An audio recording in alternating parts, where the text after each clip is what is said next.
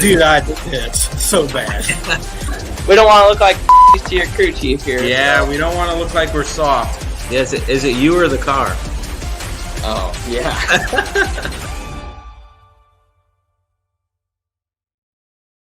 What's going on, everybody? It's David Gravel here, and this is the Gravel Show. We got our Wi-Fi straightened out. We got a little brighter in here. My lighting is decent, a little bit too much light on me, but I feel like we're tuning in on it and getting it better. Excited for the show today. We got Jeremy L. SprintCarUnlimited.com, Justin Fiedler with Dirtracker, and then later on, our special guest is going to be Tanner Holmes, obviously very popular on social media, very popular with the fans, and he got to get a taste of what the world of Outlaws was like this year. So very, very excited for the show. I just got to thank our sponsors to start out. Marlowe's Metal Fabricating, the PRI show coming up in December. Make sure you check out the PRI show. Houston's Speedway, Billion Automotive, Jackson Motorplex. So really looking forward to the show, guys. And yeah, we'll bring in Jeremy and Justin here in just a few minutes or a second.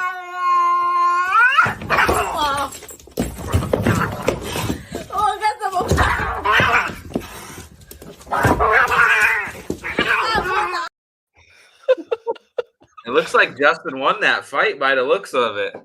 Yeah. You know, the bad thing of it is me and Jeremy are actually friends. So well, it's not even like that. We've seen your little Twitter, back and forth real quick. So, it is what it is. Right? The irony is I just gave my cat some catnip. He's all wired. He'll be quiet and we'll be good to go. I hope so.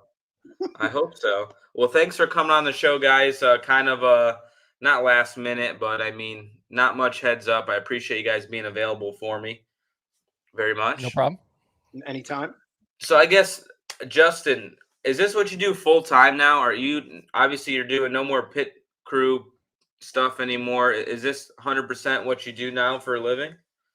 I mean, sort of. I've been kind of playing Mr. Mom all year also, and this has been able to, allow me the freedom to kind of be able to do that. But I'm also getting ready to start grad school in January. So I'm going to have kind of half time doing grad school and then the other half, doing as much Dirtracker stuff as I can. But it has kind of turned into a little bit more of a full-time thing here, especially within the last couple of months. Yeah, I'm sure. I mean, obviously you're doing several videos a week and you're staying on top of things. And then obviously Jeremy has been in sports for a long time, but then took the plunge starting, SprintCarUnlimited.com. Jeremy, I guess, give some feedback to Justin. How is it committing full time to dirt track racing and taking that plunge? Obviously a big risk, but potentially a big reward as well. Yeah, I mean, he must have did really well in the pit crew game because it's tough to make money doing this for a living. Obviously, we don't get to run for big prizes like you. Todd Green doesn't put up $250,000 to write a story or do a podcast. So it's tough. I mean, you're always going against the free stuff and press releases and different things. And, there's a lot out there to see for fans, and fans pick and choose. So yeah, it's tough. It's not an easy gig. And I started this in 2017 and we're above water, but still treading. So it's definitely, it's always interesting. How was that final show at BAPS there? Obviously paid big money. The crowd looked like it was pretty decent. Overall, how was the crowd? Were you happy with the stream and everything like that? Yeah, I was very happy with everything all around. I thought the crowd was great. To me, it was the biggest crowd I've ever seen at BAPS. And as far as the stream, I think there's, and I'm sure we'll get into streaming later because Justin and I have debated, talked, agreed, not agreed. And, we like it when the stands are full and the stream does well. And that was the case for BAPS. And we were pretty pleased all around. And BAPS had a really good day. They deserve it. It's one of my favorite tracks. And they did a good job promoting that thing for a few months. One of you guys could answer this, but I think the initial reaction to streaming was it's going to for sure hurt the fans in the stands and the attendance. And I know for my sake, I've obviously been to every World of Outlaw event this year. I would say 99% of the races had great crowds. Maybe a multi-day event on the first day, or if the weather wasn't good, maybe the crowd wasn't where you wanted it to be. The first Port Royal night wasn't very good there at the end of the year, but you just had the Tuscarora 50 the day before. Not every family could, go all 3 days, but to me, I haven't seen streaming hurt our attendance. Now, on USAC side or All Star side, maybe that is the case, but it seems to be helping the Outlaws both on the streaming revenue and obviously packing the stands. And that's my belief, and that's what I've seen. But again, maybe locally or maybe some other series are hurting now, but for my situation, it definitely hasn't. I'll let Justin go, and then I'll answer after him.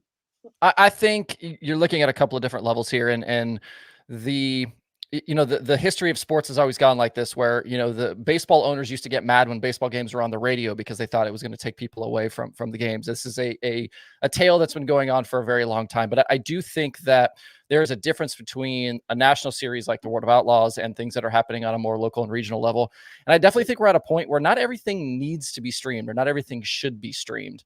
I feel like my opinion has changed even here within the last probably year, as I've watched things kind of change with flow and some of the, the stuff like Jeremy does with the pay-per-view. There are certain things that just probably don't need to be. And I really wonder how some of those providers are even making money on some of those shows, because there can't be that many people tuning in. And obviously you got one camera guy and some stuff plugged into the PA system. It's probably not an expensive show to put on, but I do think that there's probably stuff that just doesn't need to be streamed at this point.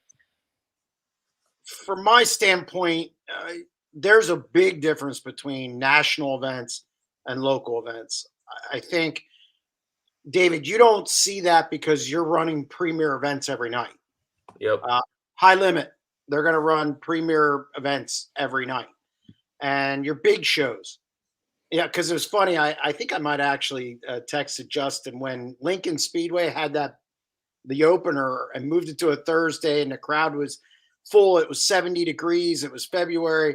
And him and a couple others, streaming, see, it doesn't hurt. Well, let's be honest, that's cherry picking because it was 70 degrees. It was the first race of the year. So obviously that's going to be full. Where streaming hurts, in my opinion, of what I've seen at the track, is in the middle of June, July, August, local shows. Because I think what people are doing is there's so many big shows now, and there's so many options for big shows that the weekly show kind of goes, do I go to that? I can stay home, watch it on Flow for $150, and I'm going to be able to watch, the World of Outlaws on Dirt Vision. I'm going to be able to watch USAC. I'm going to be able to watch Port Royal, Lincoln some weeks. You're going to be able to do a lot of things. And I just think the weekly show, and I agree with Justin, you can't stream every weekly show on a stream deal. A pay-per-view deal, you can do it, but obviously it has to change a little bit. Our cost is different. I only do 14 shows a year right now. So our model, obviously we charge $1.99 more than gate price and directly revenue share. We would have to change that if we had a track every week. But that being said, weekly streaming on the big platforms, boy, you're going to take a hit. And then obviously I think we all know 40-50% chance of rain, you're really in trouble. So it's definitely a moving target for a weekly track. But then again, it's their fault for signing 5-year deals too. I wouldn't sign a 5-year deal to sleep with Jennifer Aniston, much less 5-year deals to do anything, because there's just so much fluid stuff going on.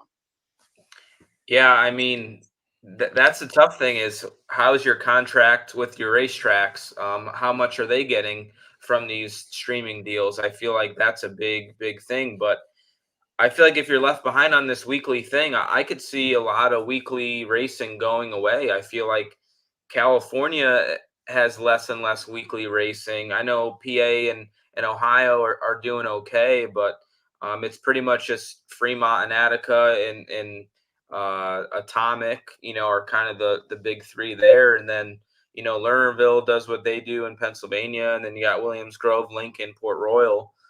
But I think it's going to be really hard moving forward to have weekly racing. I mean, uh, yeah, if people don't show up, you hope that your contract with your streaming service could make up for the fans not coming. But obviously, that's going to help pay for big events too. So it's very, very interesting. I think that's going to change as the years come. And yeah, if you did a long term contract, it's definitely not good, because I feel like our sport is growing, the subscribers are growing. What happened 5 years ago to today is not even remotely the same, let alone, the streaming deal. So yeah, I'm very curious on how it's going to go. Just look at, say, NASCAR tracks, right? NASCAR tracks don't race ever until they have a big event. And obviously that model works for them. And maybe NASCAR's model isn't good overall, but these racetracks still stay open.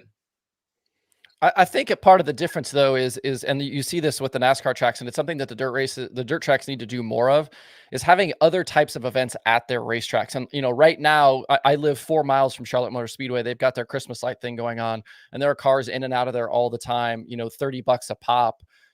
For the next couple of weeks leading into Christmas, looking at Christmas lights. Why aren't more racetracks having, swap meets and car shows and movie nights and somebody emailed me the other day about doing like haunted house things or Halloween things. Hey, but like whatever you could do to schedule an event is something that you need to use your racetrack for, and try to find other ways to generate revenue. And I feel like we don't see that enough across dirt racing. Yeah, I'm I gonna agree. I'm going to piggyback that. Sorry to cut you off there, David. It was, and I got a little heat for saying this. I don't know, about a month and a half ago, I wrote a column that Pennsylvania has too much racing. Central Pennsylvania has too much dirt track racing. We had 118 shows from Central Pennsylvania to Bridgeport. It's too much.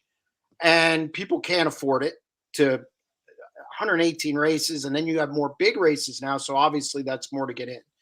And I agree with Justin. I'd like to see the Grove go to 20 shows, Lincoln go to 20 shows, Port Royal go to 20 shows, BAPS get 10, and then there's 10 for the other tracks in the area, and that's just for 10 shows. And then, like he said, you got to do other things. I think the best speedway in this area for that's BAPS Motor Speedway. Colton Gauss and Cleta Landis do a great job with bringing in other things. They have a monster truck show. They have a lantern fest. They have, I think they'd like to do even some more things, but I think you got to have a multi form of entertainment venue at this point to survive. And I think you got to make your shows special. And I think in this case, I know for Central PA, which is the biggest area for sprint car racing in the country, no one's close. And I think you could check with probably every streaming service on that. And just with the amount of tracks we have, there's a better way to do it. It's kind of archaic here, the way we do it. There's too many races, and I think less is more, and that should be the model moving forward. Yeah, I mean, I agree. I think Todd has dabbled with snowcross at Huset's, right? And I don't think he's having a date this year, but I know monster truck shows are very successful. Brad Sweet tells me they packed, Chico just as big or more with monster truck shows than they do a sprint car event, or even the Gold Cup, that is. So I think you have to look at all those avenues. You already have the bathrooms, you have the concession stands. I mean, you have lights. So it doesn't matter if it's a day or night event. You could definitely make a lot happen. And if not, maybe they want a break, though. Maybe they work so hard and race weekly. They're like, damn, I need some time off. But I feel like it's definitely doable to be successful. And I think it's 2023. We have to get creative with things and try to get people there. Like swap meets are a great thing. And I know it was always a big thing in PA and Ohio, but it doesn't have to be just dirt track or sprint car racing. There's so many other things out there.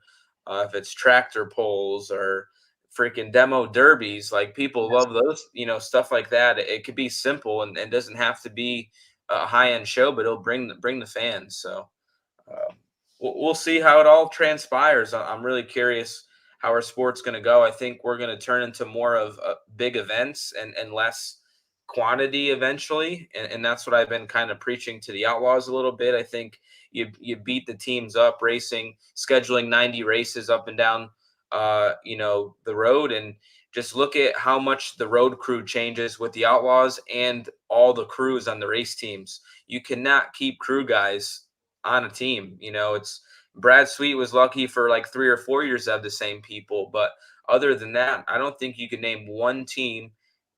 JJR had it for 2 or 3 years with Clyde and Nate, but other than that, I mean, every year I've been here at a big game, we've had a different lineup every single year. JJR, I believe it was the same way as well.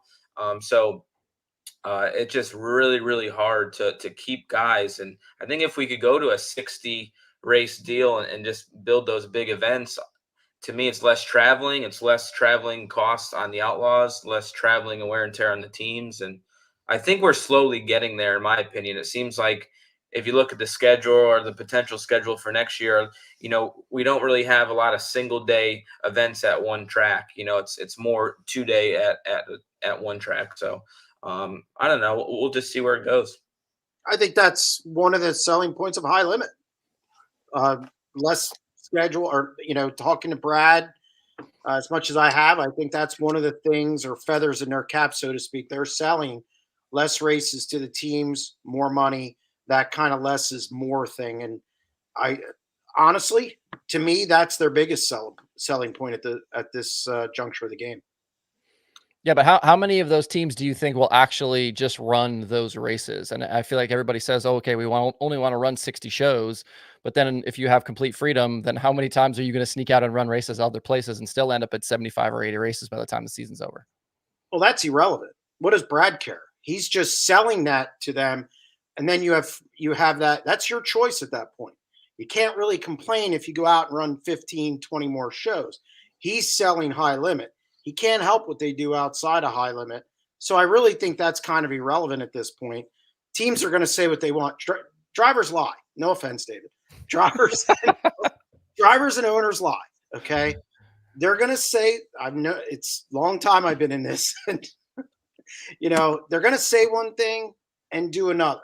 And it just, especially if you're winning, you're going to race as much as possible and trying to continue to grow that bank account. So, but Brad can't worry about that. I think that argument is irrelevant because it's outside of the series. They can only do what they're going to do.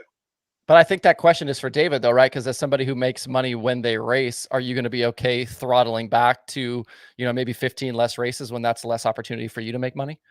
Yeah, I think it's all where everybody is in life, right? What Shark Racing does and KKR does are completely different. Bobby Allen tells me he wants to race as much as he can, but also this year they won the $1 million race. And I know financially they're still not in an amazing spot doing what they did this year. So that just shows me that the expense is so high today that it's it's out of control with how much an engine costs, what we're charging, $65,000 to $75,000 for an engine, what tires cost, hotels are just insane. Diesel fuel, obviously, with everything we've been going through in this country. So I think like guys, like I look at Danny Dietrich, Brent Marks, like they race just as much as us, but obviously how many nights do they stay in a hotel, and then are all their crew guys full-time guys? I know Brent Marks has 1 or 2 full-time guys and Danny has 0, so Danny didn't have the success Brent does, and Brent's had more success here lately as Danny. So I feel like what Brent is doing is working out really good for his checkbook. But for me, in my point of my life, if I could race 60 times and they're all good paying shows, meaning every weekend, at least on the Saturdays, probably 20,000 to win. We're racing for 5 or 6 events that are 6-figure paydays, and you're running good. And you're happy to take a weekend off. Look at Rico. Rico took several weekends off this year. Brent Marks took several weekends off as well. And you look at that balance sheet at the end, they're still pretty equal to a majority of the top earners, except for, me and Logan, but we won a 250 and $1 million. So that's kind of a little bit of skewed numbers. But, I don't know what the perfect answer is, just because maybe if you're having a crappy year, you want to go race more. But Yes. Racers are going to race no matter what. And I know the Outlaws are going to potentially give us a weekend off this year. And I know for a fact that I will not be racing on that weekend off anywhere else. They've kind of asked us not to. And I'm all for having a weekend off, at least one part of the year.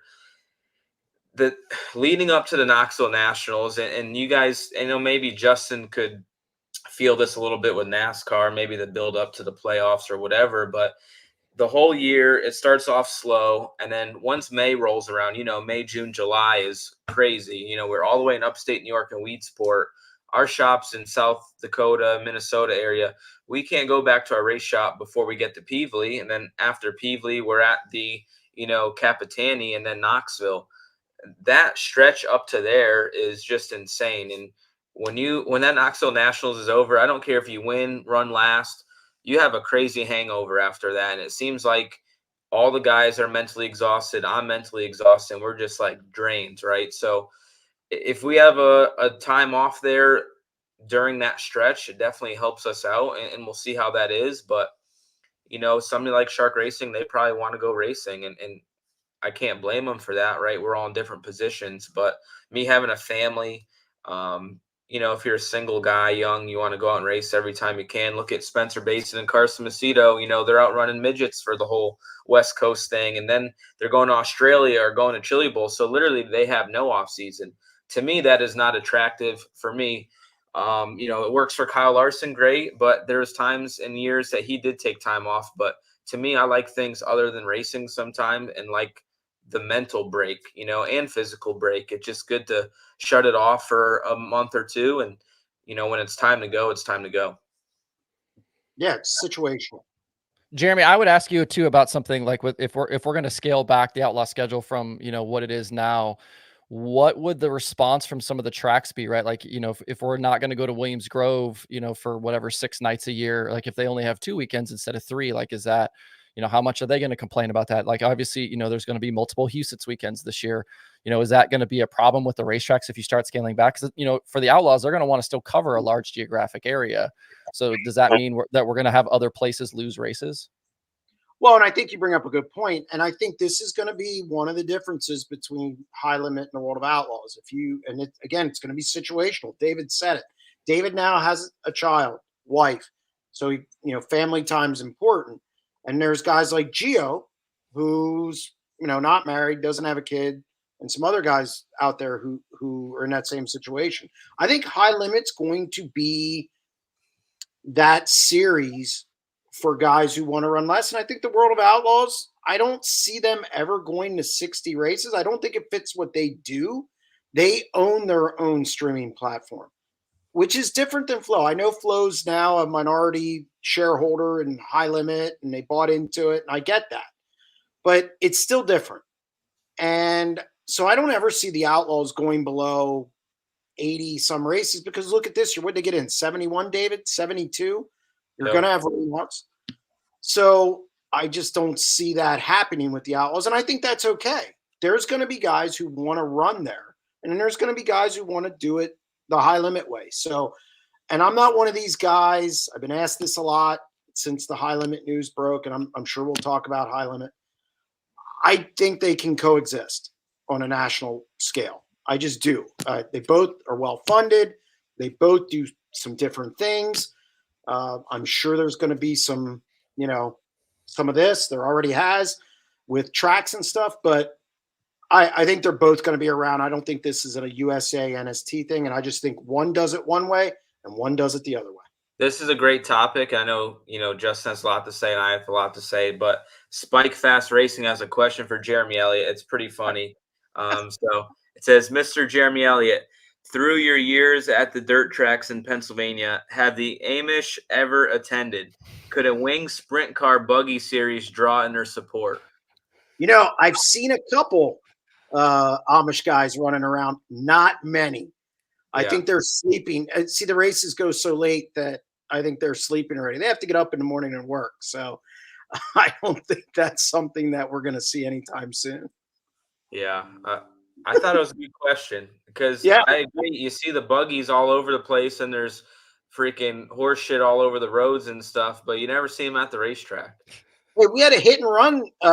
actually, Jerry Regal, the late Jerry Regal, is kind of my mentor and stuff. We were driving back from Dover once, and we almost hit a horse and buggy. It was really late at night. It was in the Lancaster area.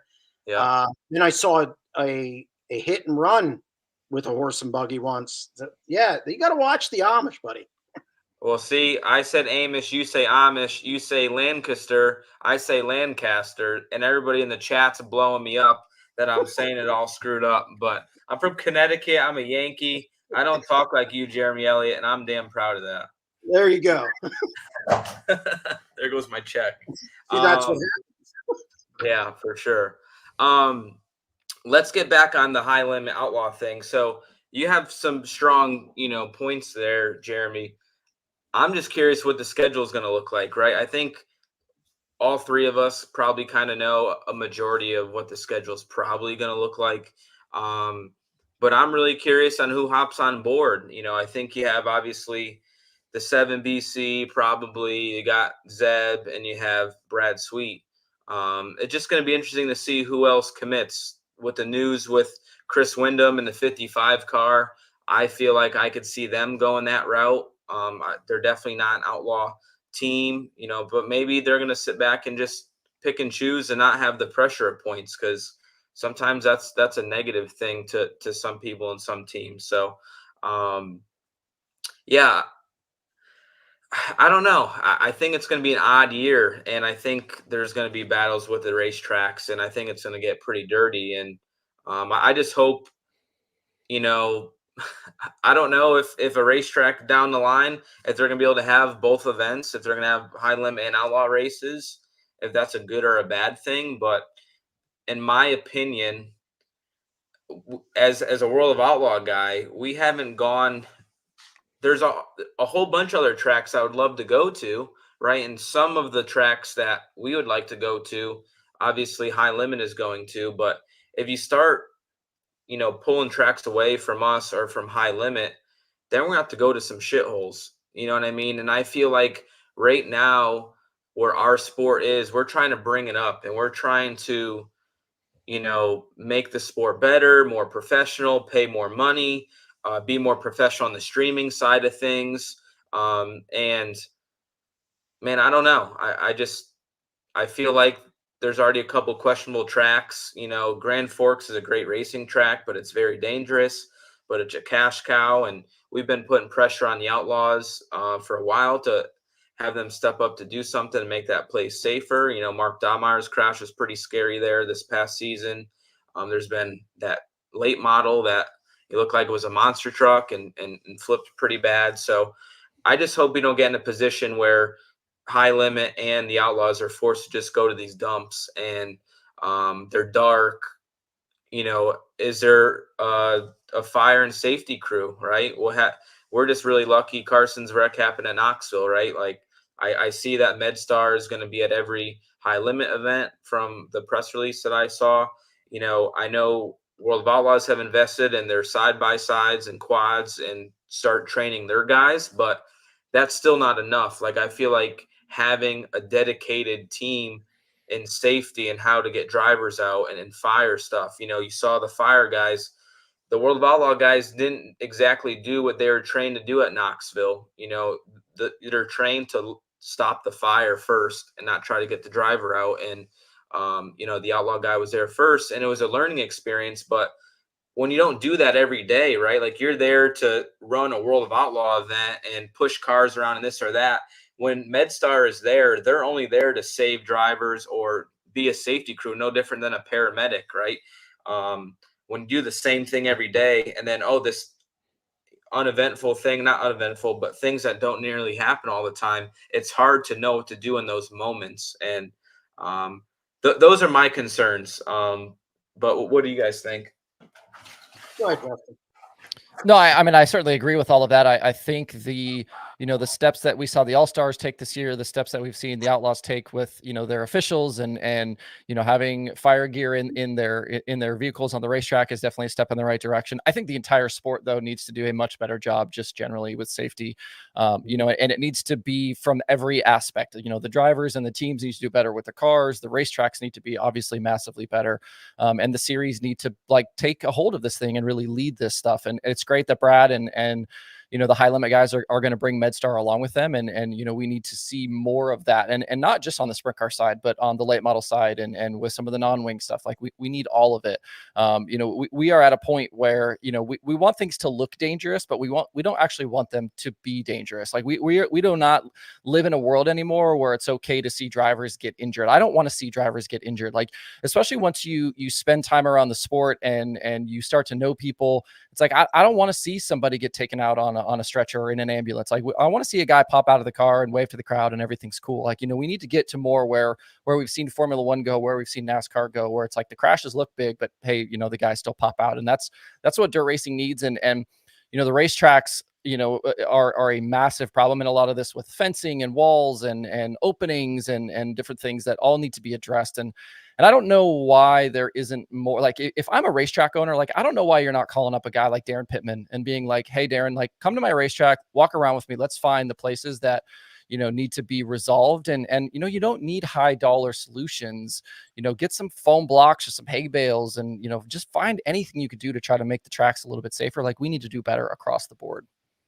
And I agree with you, Justin. And a lot of what we hear back is obviously tracks can't afford it if it's to put up new fencing or the cable around, and it gets expensive in a hurry. And maybe we get to a point, again, talking about the NASCAR thing, is the big tracks have the big events, and maybe there's some places that the top tier series just don't go to. I just think, man, if somebody gets hurt or seriously killed, right, everybody sees it live on streaming now. Like, back in the day, there wasn't cameras and stuff and rolling. Like, you can't hide any of that stuff, and nobody wants to see those things. So I think it's a money problem. Obviously, if there was a massive TV deal with a lot of money to go around, maybe these facilities could be held to a higher standard. But I feel like it's on the sanctioning bodies to, apply the pressure, and maybe they have to kick in some, or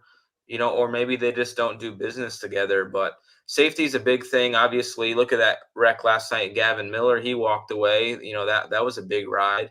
I feel like the Barry bars have been a great addition to sprint car racing, but it seems like Australia cares more about safety than we do. I know there's a lot of talk about certain things over there, and I think they're a little bit over the top on some stuff on regulations, but they have a governing body that talks about. We have the Sprint Car Council, but I mean, I feel like a lot doesn't happen unless something bad happens. It seems like we're forgetting about driver safety a little bit here as of late, and track safety, because we kind of had an unscathed year. But Justin Peck's crash could have been even worse potentially. There's a couple others that could have been worse as well. So I don't know. I think it's mostly a money problem on the safety side and facility thing. So I don't own a racetrack, so I can't speak for their balance sheet. Well, and with all due respect to the Sprint Car Council, I mean, I knew two guys who were on that. It basically, once COVID hit, that all but stopped. Okay. Once COVID hit, a lot of things went by the wayside. Do they drug test anymore with the World of Outlaws? No. No. And everybody goes, and this is one of my problems with dirt track racing, at least from where I'm at. And when it just goes away, and then the next time somebody gets hurt, or God forbid, it's a fatality, then we all get up in arms. We say, pray on Twitter and all that stuff. We do a couple things for a little bit, then it goes away again. And that always, I don't like it. And I know Doug Wolfgang, when he got burned, one of the things when he sued the World of Outlaws was he wanted a full-time safety crew on the circuit, and he would have dropped it. It's in his book. I mean, it's not, it's been documented. Didn't happen. So this is a long time coming. I applaud High Limit for doing that. I expect the World of Outlaws to do something like that in the near future. Um, Obviously, they definitely upgraded it, and they with where they go, you're not going to the ditch anymore, and places like that, and that's great. But I do have a concern now with this whole dividing up of tracks. If that's what we're going to do, that you definitely go to some shitholes, and we can't have that. The New England Patriots don't play at a high school. Okay, they don't. They don't play at a college stadium. They've been playing like a high school team, but Well, that is true. That is true, but yeah. no NFL team plays at those places. They play at NFL stadiums, and covering the NFL like I did for 5 years, I can tell you those everything's in place where it needs to be. So, yeah, I agree with you. You know what? If it's not safe, if the drivers don't feel comfortable, then the series shouldn't go there, and maybe that's where we go. Good stuff. Good stuff. So let's talk about PA racing a little bit. Jeremy's, lives there, and Justin follows the sport. And Justin was with the Outlaws, obviously, for a while, and knows dirt track racing, I would say, pretty well for the last maybe 10 years. But when I started racing, there was a bunch of car owners that hired drivers to race. And now I think there's maybe one team is Danny Dietrich. I mean, maybe there's a couple small ones. You got the 27 car, but like Scott Gobrick's team with the 44 there. So that team is just done. They're shutting down. There's no more team there. Nope. He's done with it.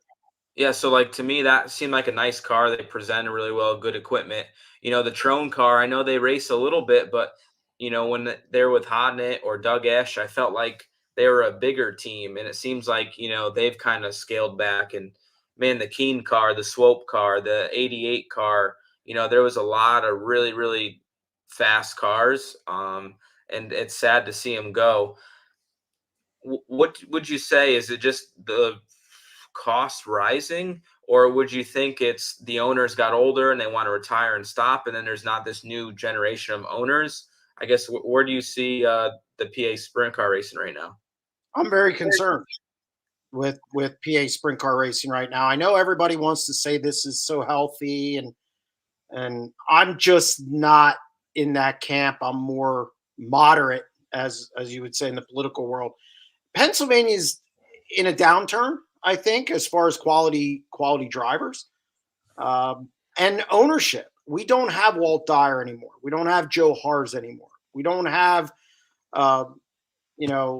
Libby's anymore. We just don't have those high profile owners. Now we still have Mike Hefner. That's great. Gary Kaufman with Danny Dietrich. Rich Eichelberger's kind of moved up from the super sportsman and put Freddie Raymer in a car. And obviously Don Christ Jr., limited schedule. We still have guys, but we don't have a big field of guys. A lot of the older guys, it's getting very old here. This sport is very old. It seems like the World of Outlaws, except their average driver age is in the 30s, if that, which is good. But here, not so much, and especially from an ownership side. And that's concerning. And nobody's replacing him because, like you said, it is expensive. Purses are up here. I mean, you could run for a living here because you are sleeping in your own bed. You are cutting costs.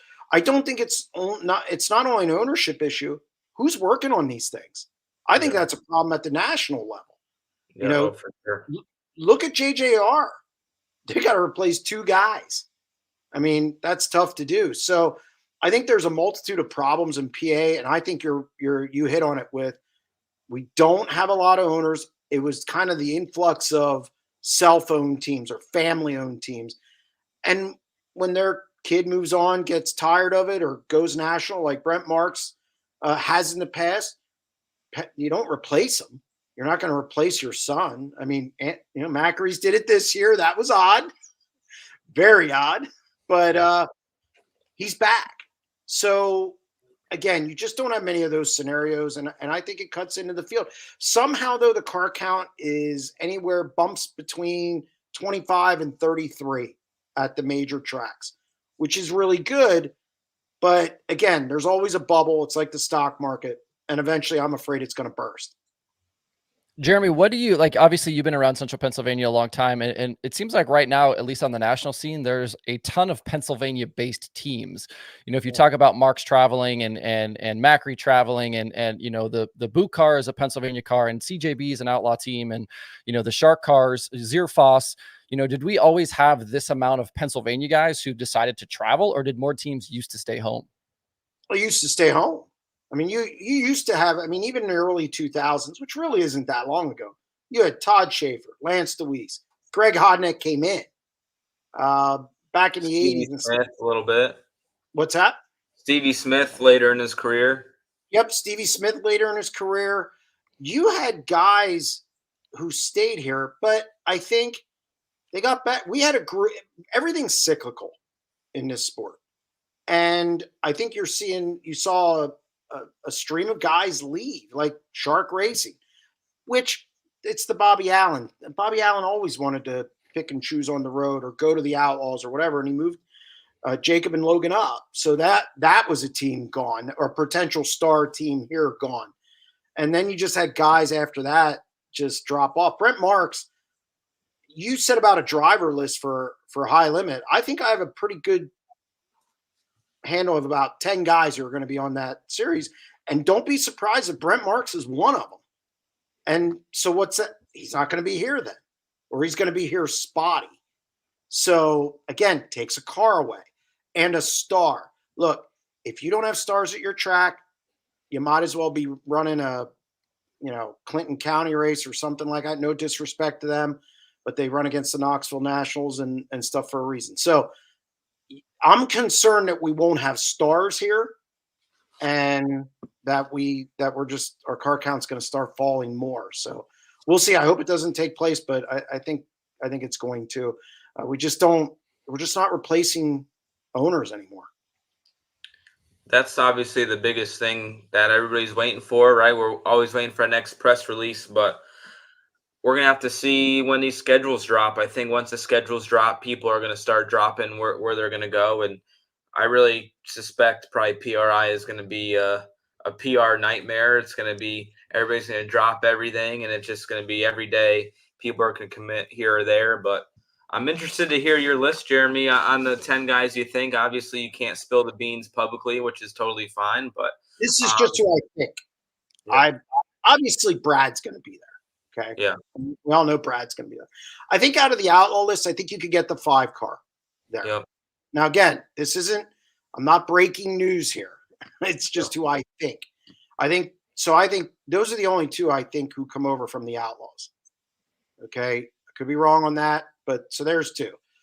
So I think Casey's going to in and out. I think Justin said that today on Dirtracker, another good show. I think so. He'll be ducking it out. You're going to have Zeb Wise. I think you're going to have Courtney. I think you could see, I wouldn't be surprised if, say, Chase Randall runs some of them. Although I could see him doing midweek and not weekend because he still has the Knoxville commitment. I think you're going to get a guy like, whatever the 8 car decides to do in the Midwest. I wouldn't be surprised if they go High Limit.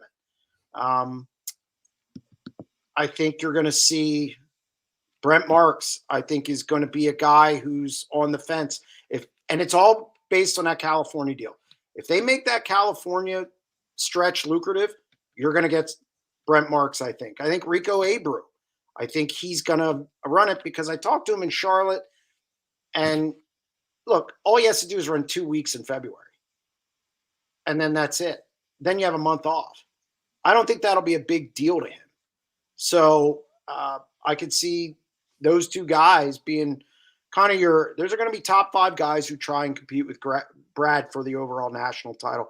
And I think Kyle could run half the races. So, there's a pretty decent roster. And I think if you compare it to the Outlaws, if you want to do that, which it seems everybody wants to do, I think the Outlaws will have more star power. And I think there'll be, more depth on maybe the High Limit side. It depends how the Roth situation is the one that could tip the scales either way, but I wouldn't be surprised if they're Outlaws. Yeah, I know there's, a lot of talk with them and one, two teams. Where do they go? Where do they stand? There's a lot to unfold there. If Brett Marks and Rico, go full time high limit racing, I think that's a good roster, good top 5 guys. Obviously Zeb having the season he did, he still has a little bit more to prove, but he won an Outlaw show at Port Royal. He seems to be turning the corner, and it was just a mess this year with the All-Stars and the points deal. To me, that is the most silly thing that I hope no other series does that, pays the owners. Point fund is all the money and the driver is zero. So really, Zeb Wise had the drivers championship locked up, a while ago, but that doesn't mean anything. But to me, if you go back in the record books 10 years from now, nobody's going to know who won the owners championship, in my opinion. Everybody looks at the drivers championship, just so that was just a weird thing for me. But yeah, we'll see. We'll see. We got a couple questions here, and I guess this one isn't a question, but more of a statement. Jim Einhaus said, early 80s Lincoln, Port Royal, and Selinsgrove run Saturdays with 25 to 30 cars. I'm guessing there's just more cars back then and they could coexist, but They could do it out of their own. They build everything. Yeah. Now you have to buy everything. Yep. So I think that's the big difference there. And while Lincoln and Port Royal can each get 30 cars, I think Justin can attest to this. He's seen it with the analytics he does. Yeah, those two. But if you add Selinsgrove to the mix, now that's going to take away. I don't think you could do 3 now. And I think it's simply because now you buy everything. You can't, have a garage and just build everything. And I think everybody knows their place now, or seems to be that's the way everything's going. I believe everybody has their place. Grandview runs modifieds, right? Like they know that that's good for them. Their Thunder on the Hill series is ultra successful, and it just shows you over time people tried to maybe compete and run weekly, but I think PA knows how many 410s there is and how many weekly 410 tracks they could have. Yeah, definitely. We have another question. Dirt Track all day says, Jeremy and Justin, who is your guy's sprint car driver of the year, and who are your 3 final candidates for driver of the year this year? Go ahead, Justin. I mean, Brad has to be high on that list, of 5 straight titles, handled things really well. Obviously, David has to be, on that list as well with his big wins this year. Rico, I mean, the things that Rico did this year are things we've never seen Rico do before. Him and Ricky Warner were lights out this year. It's tough to pick just one guy. And I know Logan Schuchart tops the money list just because of that one victory. So I feel like, it's, if you go back and, talking about going back and looking at lists, in several years, we're going to go back and see that Logan Schuchart won $1 million in a season. But, obviously that was all from one race. But I would almost put, just with the way things went this year, Rico and David probably with some of their big wins would probably be, right at the top of that list. Yeah, I mean, I will be putting out my final poll in the next week, but my top 3 are David, Brad, and Rico in that order. So, and I think for a number of reasons, obviously, David, you were consistent, won $790,000. Brad, 5th straight title with the World of Outlaws. That's not easy to do. And Rico, it's almost a season of what could have been because he was leading some big races and had some problems. So, that Lakeside, that almost changes everything. That's how Kyle won the high limit title. And also you'd add $50,000 to Rico's, money. And I think he made over $500,000. So those 3 are my top 3. And I'd go that order if I had to pick a driver of the year. Sounds good. The question wasn't for me, so we'll go with that. We got a couple questions left here. We got Jim Einhaus. He said, not really a question, but get rid of the 410s and run big blocks. I don't know what track he's talking about. I know Williams Grove, Lincoln, and Port Royal aren't going to do that, but that's for sure. In PA, if you don't run 410s, you don't sell tickets.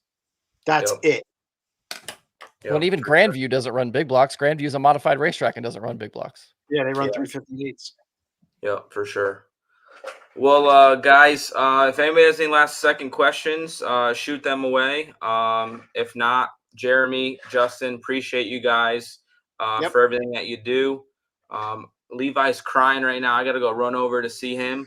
But let's see, how much did it cost that rate?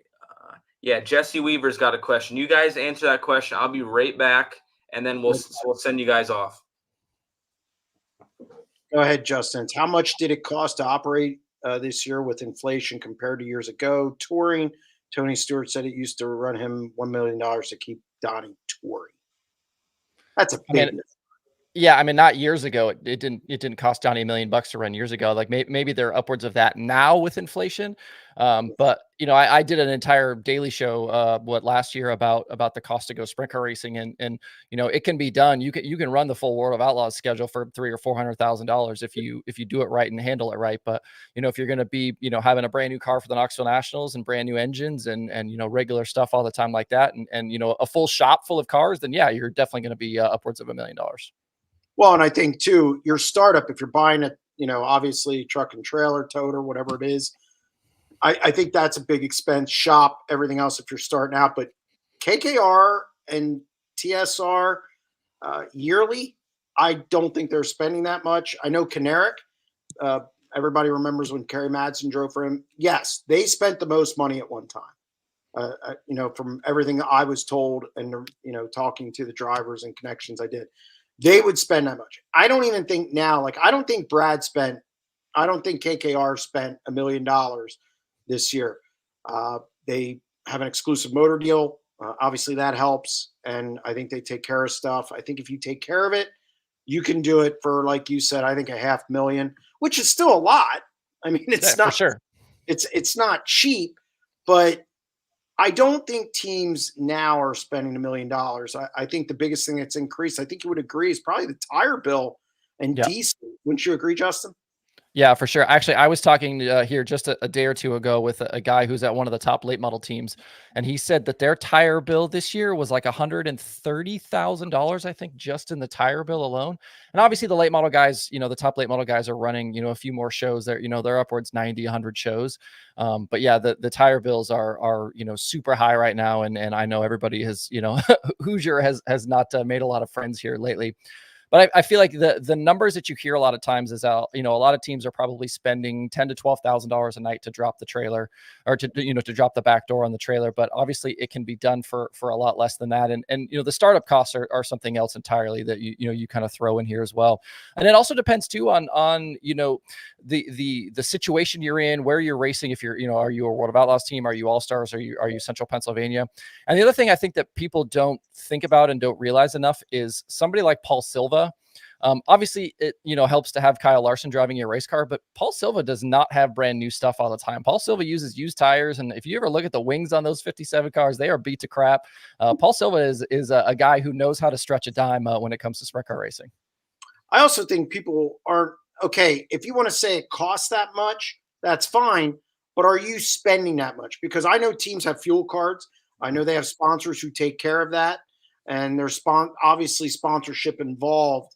Not everybody has a Great Clips or a NOS or you know, things like that, but that definitely cuts the cost if you can get a $200,000 sponsor, even if you could get a fuel card and take care of your fuel that way. It's a big expense that kind of gets taken off your shoulders. So $1 million, I'm not buying it now. Again, if you're starting up, that's probably not going to be enough because you need to buy the, you know, the trailer, the toter, whatever it is you're doing, engines, everything like that. So I think it depends on your situation.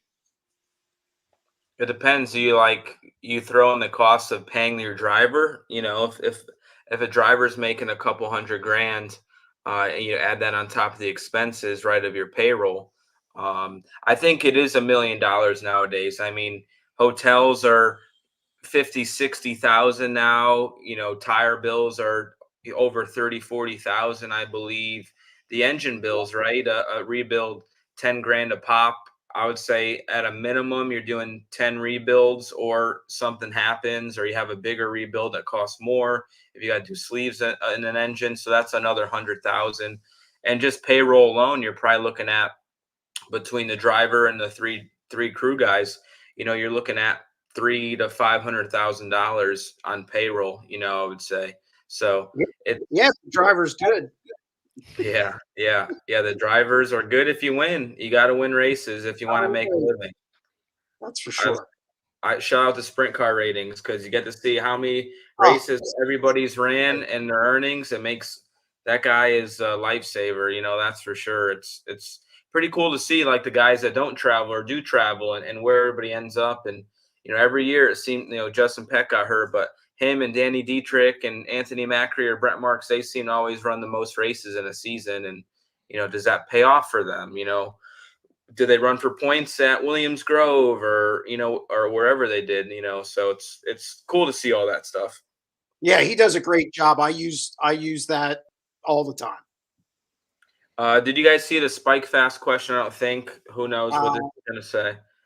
Justin Jeremy, what is your thoughts on Brad and Kyle buying the All-Stars and the fans gushing like they are taking over the sprint car world with flow cameras, and Welch doing commentary poorly? That's, I guess, a question for you guys, so I'm not going to answer. Go ahead, Justin. You go first. I'll go afterward.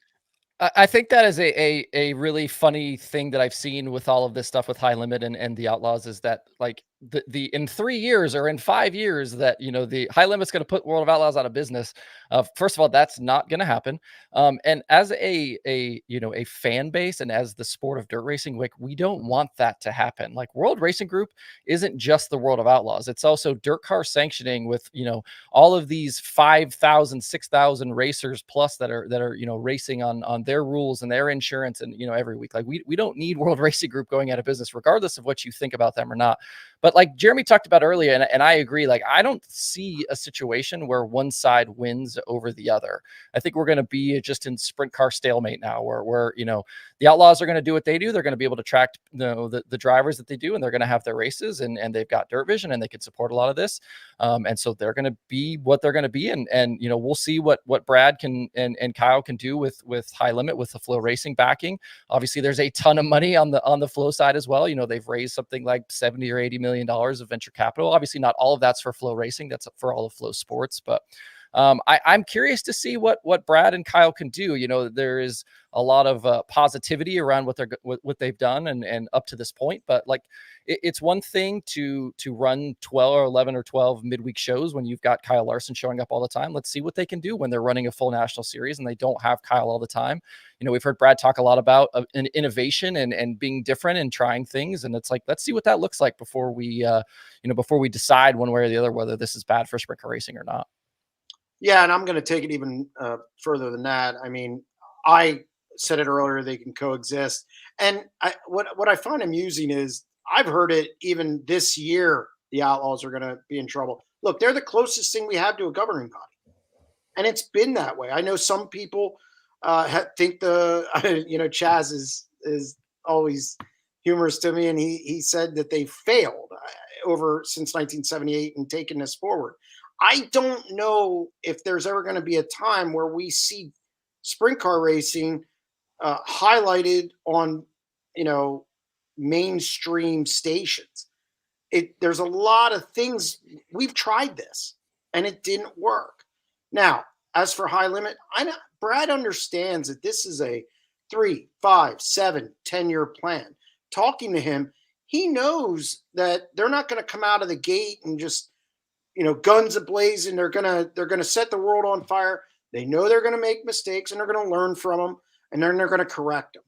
And I don't think High Limit's necessarily looking at the Outlaws and saying, "Ooh, we're worried about them." And I don't even know if Carter is sitting there going, "Ooh, we got to worry about High Limit." I think it's everybody wants to get this battle going. Look, they both have a lot of money.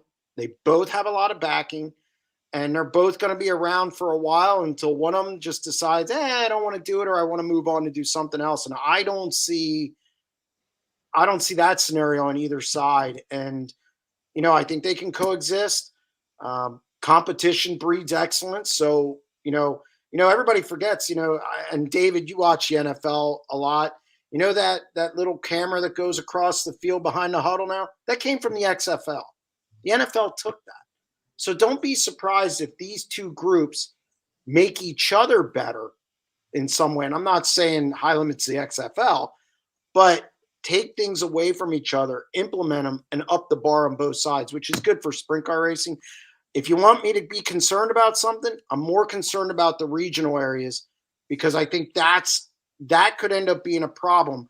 And I think that's what we have to watch in the future.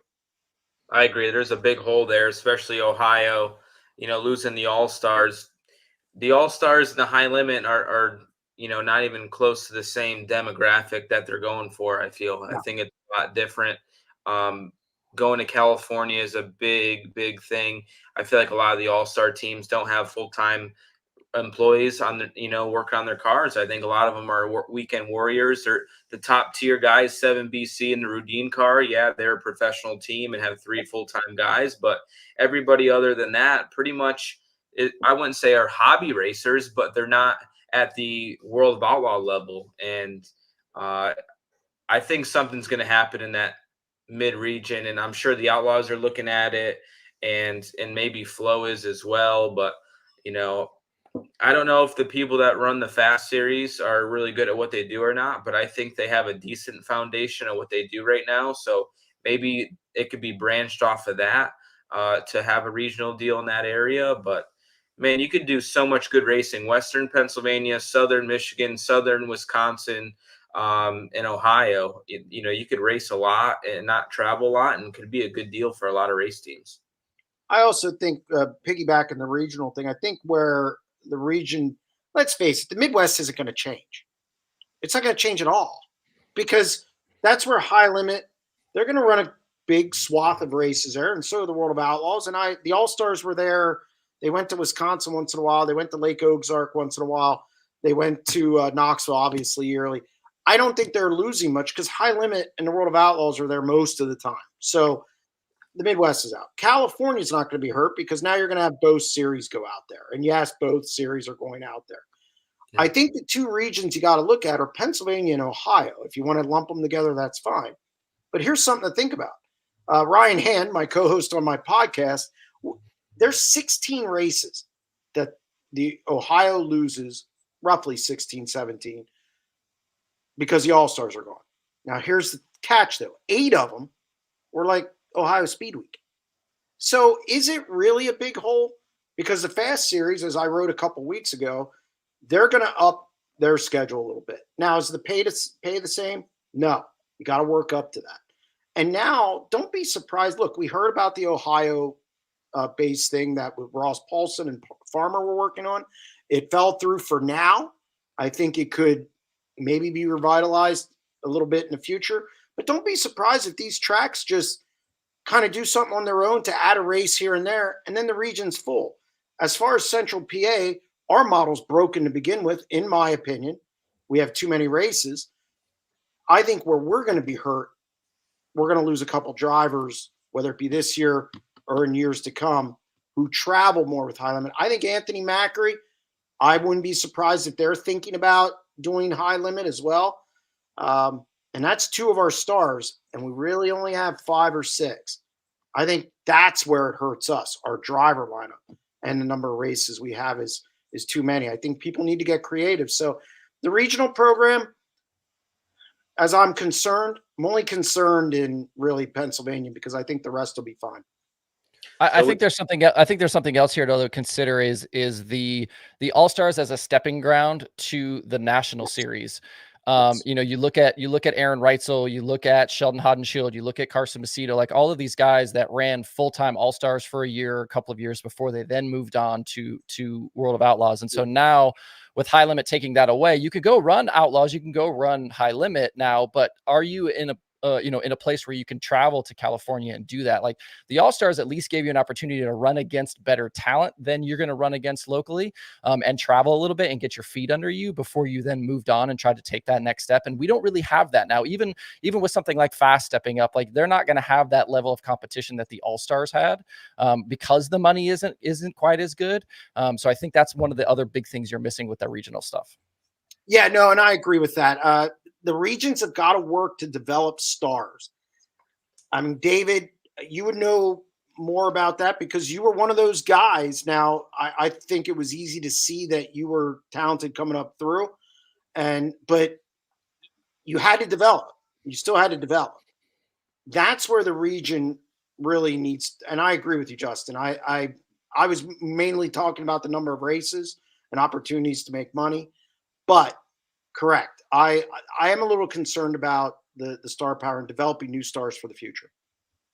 Well, we're way over the time, but we got more paid questions for you guys. So we're just going to stick to these questions and we'll get you the heck out of here. Corey Dunn says, should drivers be getting a percentage from the viewership drawn each month from Dirt Vision and Flow? So this is something that's interesting and new to the sport. And my first reaction would probably be no. But I would like if us drivers have the opportunity to sell the memberships and we throw a discount code in, or we throw a code. All right, since you follow David Gravel on Instagram, YouTube, Snapchat, Facebook, Instagram, Threads, there's so many platforms now, TikTok, right? If you follow my stuff and you truly never watched sprint car racing before, and now you're bringing new people to the sport, I think that is worth something. And I think the World of Outlaws are paying attention to that more, of how much reach we do have on social media. And they kind of push us a little bit to either push the video game, which we got money from, which was great, but also selling tickets at certain events. If you paid attention this year on Twitter, they had us, post things to try to help sell tickets at events. So I feel like this is something that's going to change in the future potentially, and maybe it goes to the teams. I think that it should maybe go to the teams, and then it could be maybe distributed to the drivers potentially, because I feel like we need to keep these teams going up and down the road. I feel like obviously the drivers get compensated well, but I think that drivers should also be rewarded. Like Tanner Holmes, who we're going to have on here shortly, or Kyle Larson, or Rico, right? These people bring people to the racetrack. And in my opinion, that should be worth something. No, I agree. I think the teams and the drivers need to have a stake in this to like really help push it forward.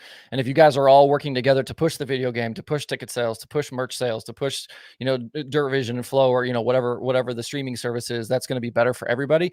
But I also think too, there is a little bit of a misconception here too about, like, obviously David is not getting a direct payment from Dirt Vision, but the point fund that he's a part of and the bonus program that the team participates in, a lot of that money is coming out of the money that Dirt Vision is making. So it might not be direct that they're getting that money, but they are seeing benefits of that streaming money.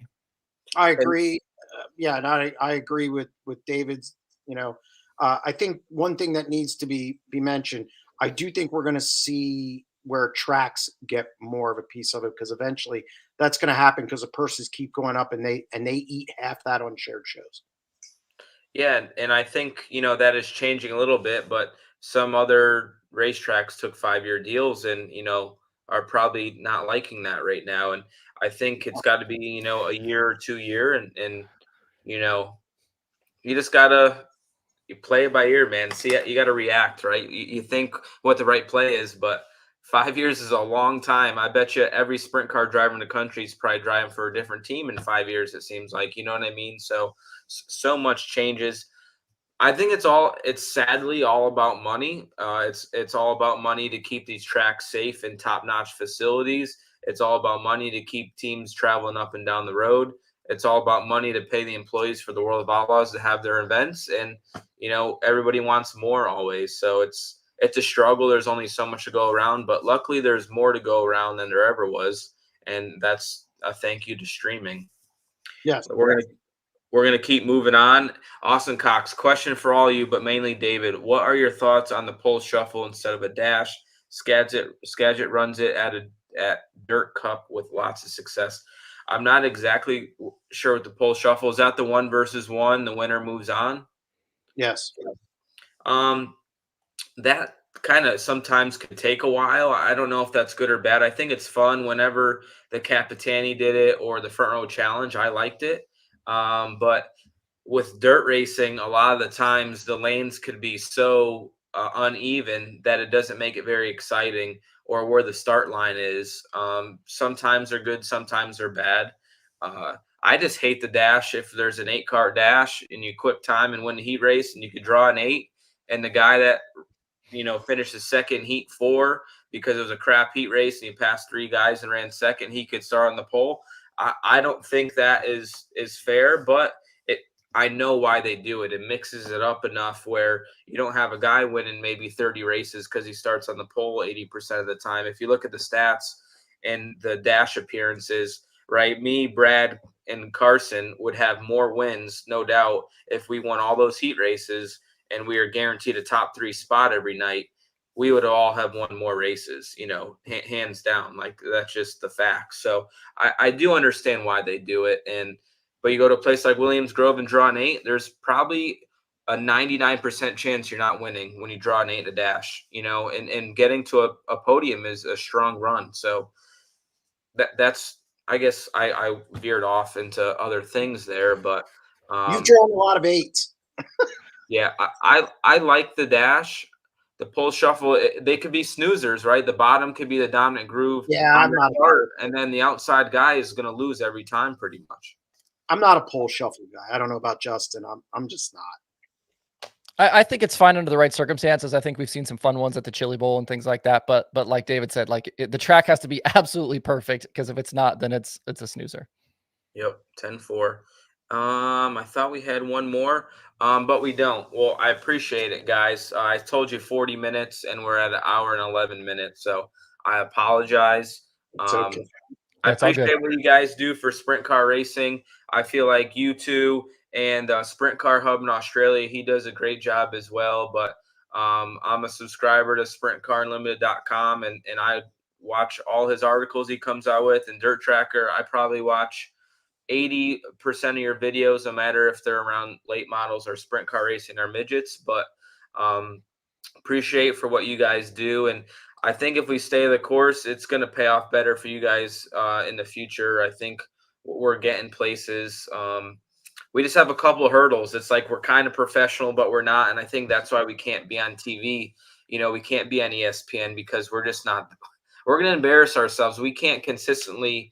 There's just so many variables out there, and it just, the cost to do it is crazy. But thank you guys for all you do. Tell the chat, tell these guys thank you in the chat, and hopefully we'll have you guys on again and keep doing what you guys are doing. And I'm sure all these people will be supporting you. Well, thank you very much. I appreciate it. Anytime you need anything, let me know. Thank you, guys. See you. Remiella and Justin Fiedler. All right, so now Joe Nicholson, silver member for 8 months. Appreciate you for all your support, man. You've been a follower of mine for a long time. Thank you very, very much. So we saw there was like a mystery guest here. We broke the news right before we came live, but it's Tanner Holmes. So we're going to get Tanner Holmes on the show. Scruffy then tapped Oregon's Tanner Holmes as the driver for the duration of the year, the 1A becoming the 1T, and the team heading to the Jackson Nationals. Tanner made an immediate impression by setting quick time on night 1 at Jackson and earning his first World of Outlaws podium in the feature. The 19-year-old didn't slow down there as he brought home 2 more top 10s to close out the Jackson Nationals. A couple weeks later, Holmes started on the pole and finished 4th in the main event at Skagit Speedway in his home region of the Pacific Northwest. The youngster grabbed another impressive top 5 at Ohio's Sharon Speedway in late September. Holmes tallied 2 more top 10s in the month of October, including a strong 16th to 9th drive at Port Royal Speedway. What's going on, Tanner? Thanks for coming on. Absolutely. No, thank you for having me. And, a lot of good conversations there with those guys. Yeah, no doubt. They're definitely leaders in the media of our sport. And I feel like it's good to have them on and just cross reference and platform with everybody. But obviously that video, I'm sure probably a little bit surreal for you to watch after the season's over. Probably thought you had no chance to follow the World of Outlaw Tour for nearly half a season. My first question is, after the first weekend at Jackson, did you say to yourself, man, this is pretty easy? Like this, I think, this isn't that hard. And how did that go, right? Before your first race, after your first weekend, and then maybe a month after that? Yeah, that's funny. I actually had like this exact conversation with I think it was Carson and Cole Macedo were standing there, and we kind of got on that topic. But yeah, like I think immediately like things just clicked so right. And I didn't know this originally, but so like we ran the Huset's High Limit show, which that was kind of just a night of getting comfortable, but then went right there to Jackson. And I didn't realize also too how strong Shark Racing had been at Jackson in the past, which I think, obviously helped me a lot. Right away we were comfortable. I was comfortable. I felt good going around the track. And of course, qualifying's everything, even though they kind of do a little bit of a different format there. So right away, I just, I felt good in the car, and I felt like I was driving my own equipment. And then, things clicked. I drew well in dashes. I put myself in position to kind of start up front, which is everything.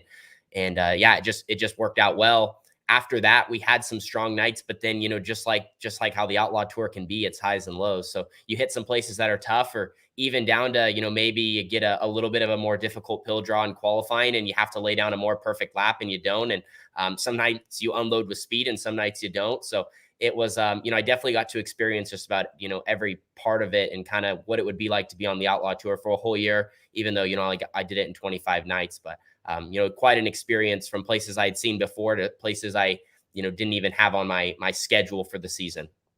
Yeah, no doubt. I mean, I was surprised to see you get your opportunity with Shark Racing, and I feel like it's definitely deserved. You work really hard on the social media aspect, and you've had some, pretty solid runs against us and flashes of good runs, and it's hard to do it consistently. I think that's where the World of Outlaw Tour just boosts you up. You look at a guy like Brent Marks, he got off the road because he was struggling, and got off the road, and just been a career changer for him. Now he's one of the best guys, no matter what racetrack we go to. He's a threat to win, and has won a lot of big money races. And some people like running for points and running against the best every week, and others don't. But I feel like you experiencing that, and maybe will give you an understanding on what you want to do in the future, for sure.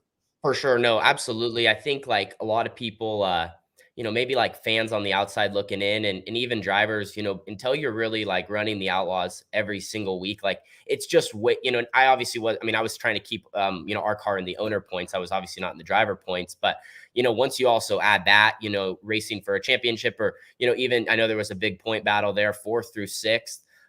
Which, is more money for your team, more money for the drivers. Like, you're all trying to do absolutely the most you can. But when you add that on, and, having to just, what your schedule is, what tracks are coming up. And I'm sure after you run, the tour, season after season, what places you tend to struggle at more, which can be difficult depending on your situation. So I think most like drivers, and fans especially, don't understand what it's like when you are, when you're an outlaw, and you're consistently doing that, especially probably for, us younger guys, is you're trying to, I think the experience aspect of it and running the tour, you're able to put the bad nights behind you and just, learn to move on to the next. And you get excited about what places are coming up, where, a guy that does do a pick and choose schedule, they have a chance to maybe reset, take a weekend off, go through their whole operation, maybe build a new car, whatever it may be. And they just have a little bit more time and opportunity. And sometimes the difference is just going and running, I don't want to say, I guess, a lower level show, but something, maybe a more weekly 410 race or a different series, maybe win, build up your confidence, whatever. And then you have a chance to go beat the Outlaws. But when you're in the thick of it, as you've done for many years, I mean, and what I experienced even just in 25 races, like it's just so much different. You're trapped in that, and you're trapped racing against, the same best 13 drivers, in the country. Yeah, that's the thing with signing up to World of Outlaws, right? You don't have a choice to go anywhere else. And it's a mindset, and there's no relaxing. Like, you can't relax for any lap, any hot lap session, any qualifying lap. Like, you have to be doing your homework, and you just can't skip a beat. If a guy finds a lane in hot laps and you miss it and you go out and qualify in the wrong lane, you're screwed. And that's all it takes. It's really, really tough. But I guess for your 23 season, how'd you think it went? And yeah. No, I mean, so, the first part of the year, obviously, I was kind of in my family car, and we were just running, anywhere from some local shows to the, big KWS stuff out here. We ran Dirt Cup, and, kind of just started the year like any normal year and wanted to kind of build up our own stuff to where we could, kind of June through the end of the Outlaw West Coast swing is our really busy part of the year, like anyone, but, you can run a lot of races with KWS, and then we put on our schedule to go to the Midwest, and we ran with the All-Stars throughout July. We ran Knoxville weekly. And, for me, being from out here, I don't get the opportunity to run on half miles and see places like in Eldora or Port Royal or Knoxville or, some of the other tracks kind of scattered throughout the Midwest, because we just have a lot more places that are bullring, mentality, Placerville, Skagit's not terribly small, but, places more like that.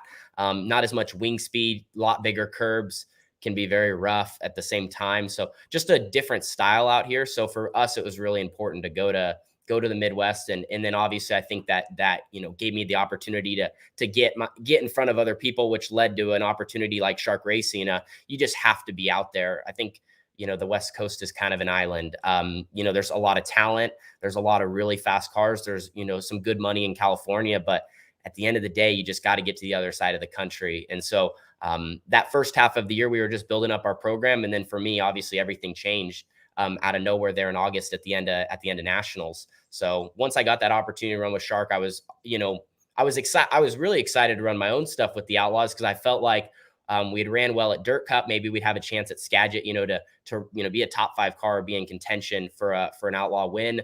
And then, getting to that with Shark Racing, we also had those opportunities. And then at the same time, I wasn't supposed to see Eldora. I wasn't going to get to see Port Royal, Dirt Track at Charlotte, places like that. So I think for a driver and with my age and everything, like, I just got to go to those places and run there multiple times and figure it out. And, when you have your nights that click, you'll be up front.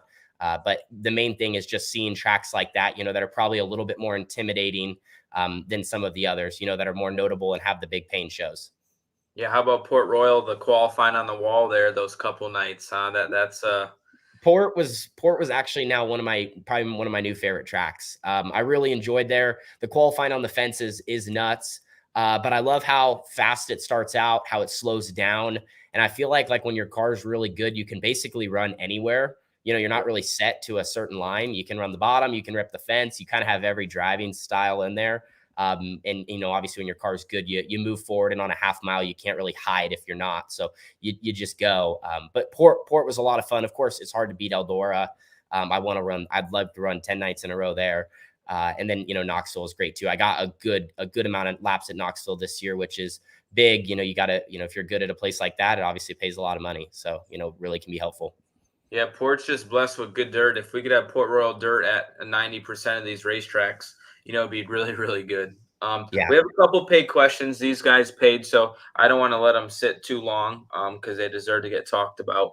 But we'll continue on our conversation after that. Dirt Track All Day says, Tanner and David, pick your champions in 24 for Huset's 250,000, Kings Royal, Knoxville Nationals, and National Open. You can only pick yourself once, David and Tanner. I guess let's put the pressure on you, Tanner. You could go first. Yeah, I would say, honestly, I think you're picking from the same group as the absolute favorites. Obviously, you won Huset's last year. I think that you'll be a favorite there. Rico was really good at the high limit race as well. So, those are that's 2. But you kind of go down the line, Kings Royal, you could throw a list of names. Donnie obviously got it done this year. I think, he could be a solid pick. Rico could as well.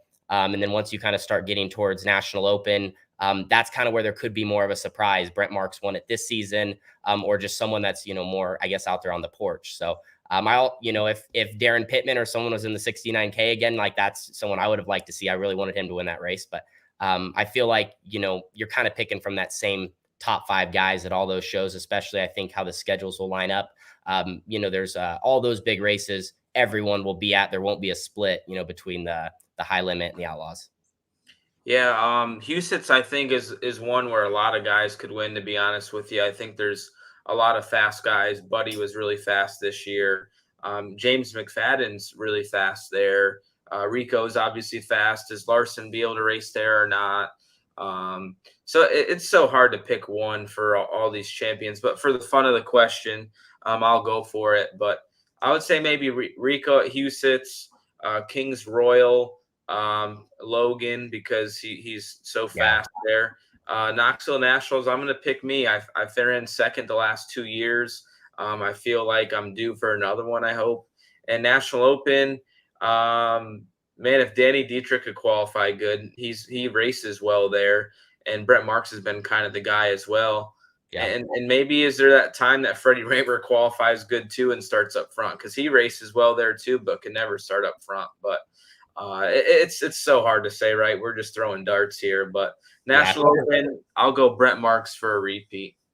Yeah, really, I mean, honestly, like the one thing I noticed I knew this before, but it's just whoever's night it is, it's from your pill draw to laying down, and you lay down a good qualifying lap at any of those races, or I guess, some of them have a different format, but especially Knoxville, having to get through your heat race. But I mean, you lay down a good time, you get those points, you get through a heat, whatever it may be. I mean, you can find yourself in a pretty good position for all that.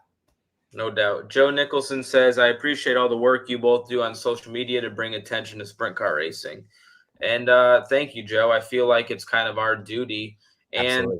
with the way the world is today, to me, you are stupid to not invest in yourself and promote yourself. I think it's only going to help you in many ways. If it's one, just not fame, but creating a fan base, selling more T-shirts, getting more sponsorship, getting high profile rides. I think it is all important in what we do today. And I think all sprint car drivers should, do what they could handle, but I think invest in yourself.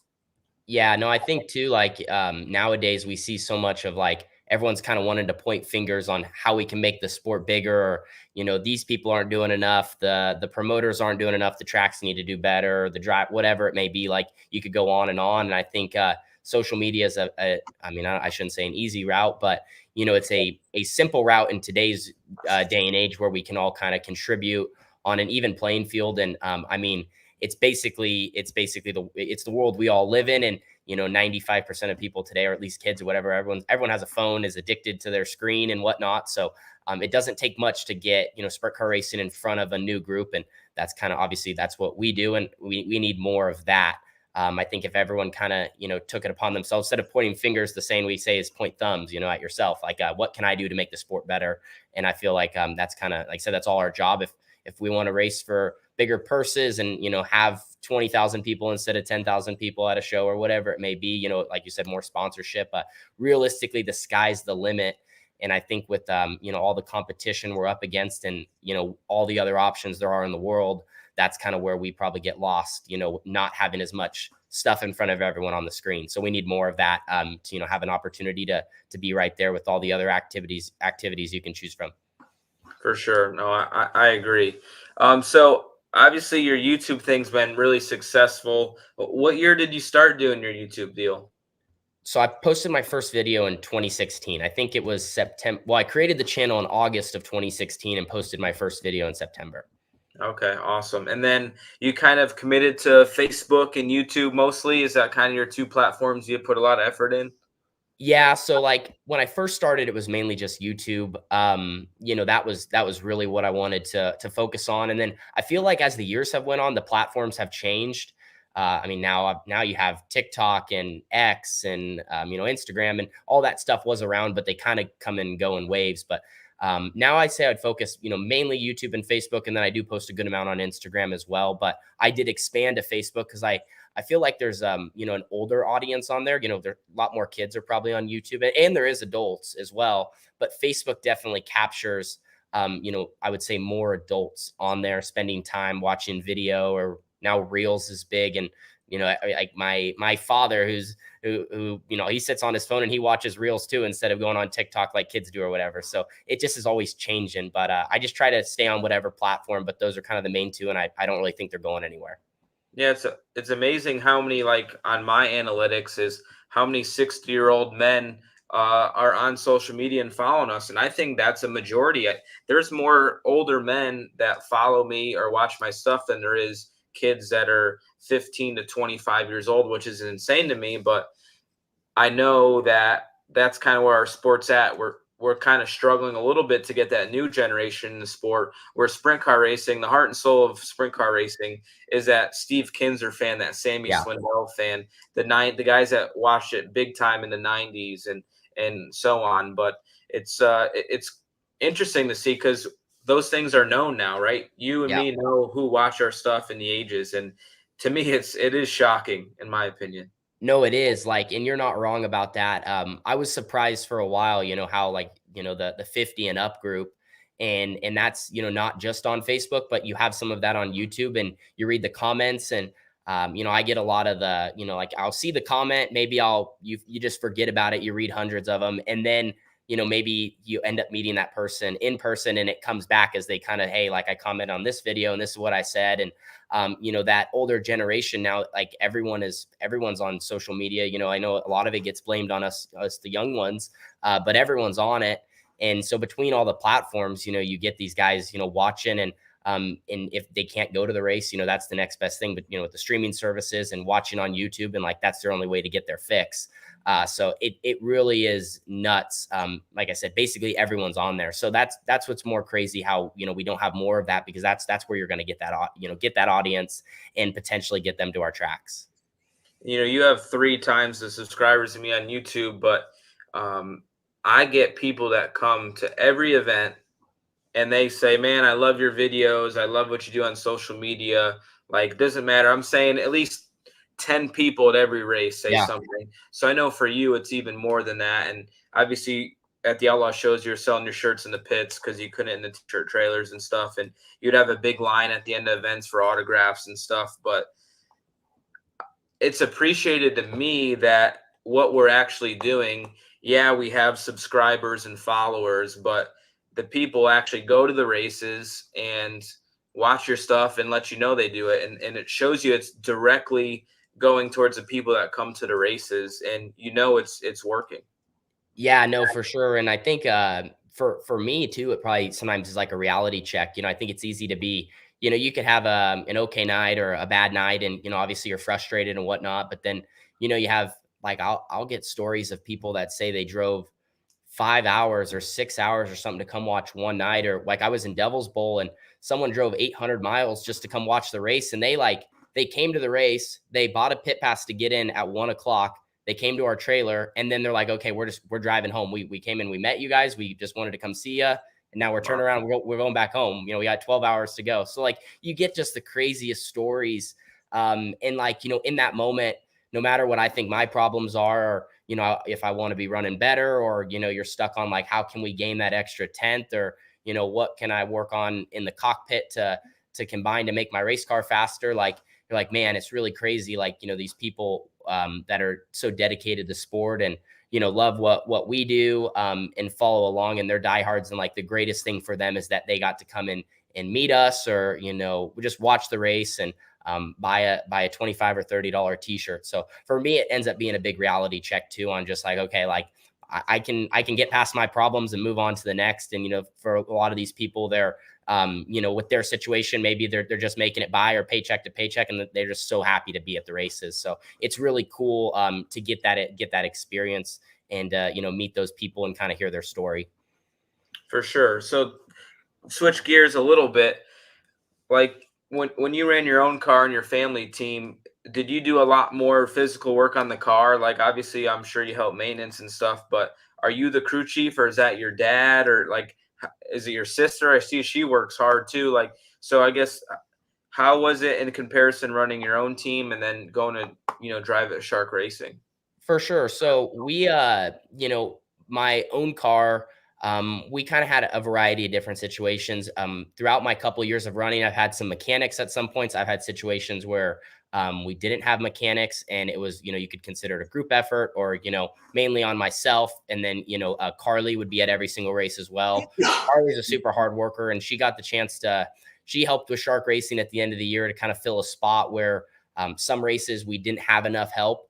And so like Bobby had asked, he's like, hey, do you happen to know like a good crew guy or someone that like, I mean, anyone, like, do you have a friend that you can just pick up on the way? It was actually before Skagit. He's like, can you pick someone up on the way or I'll find someone up here. Just let me know. We'll figure it out. And I was like, well, I mean, I happen to be, I happen to have a sister that's really good.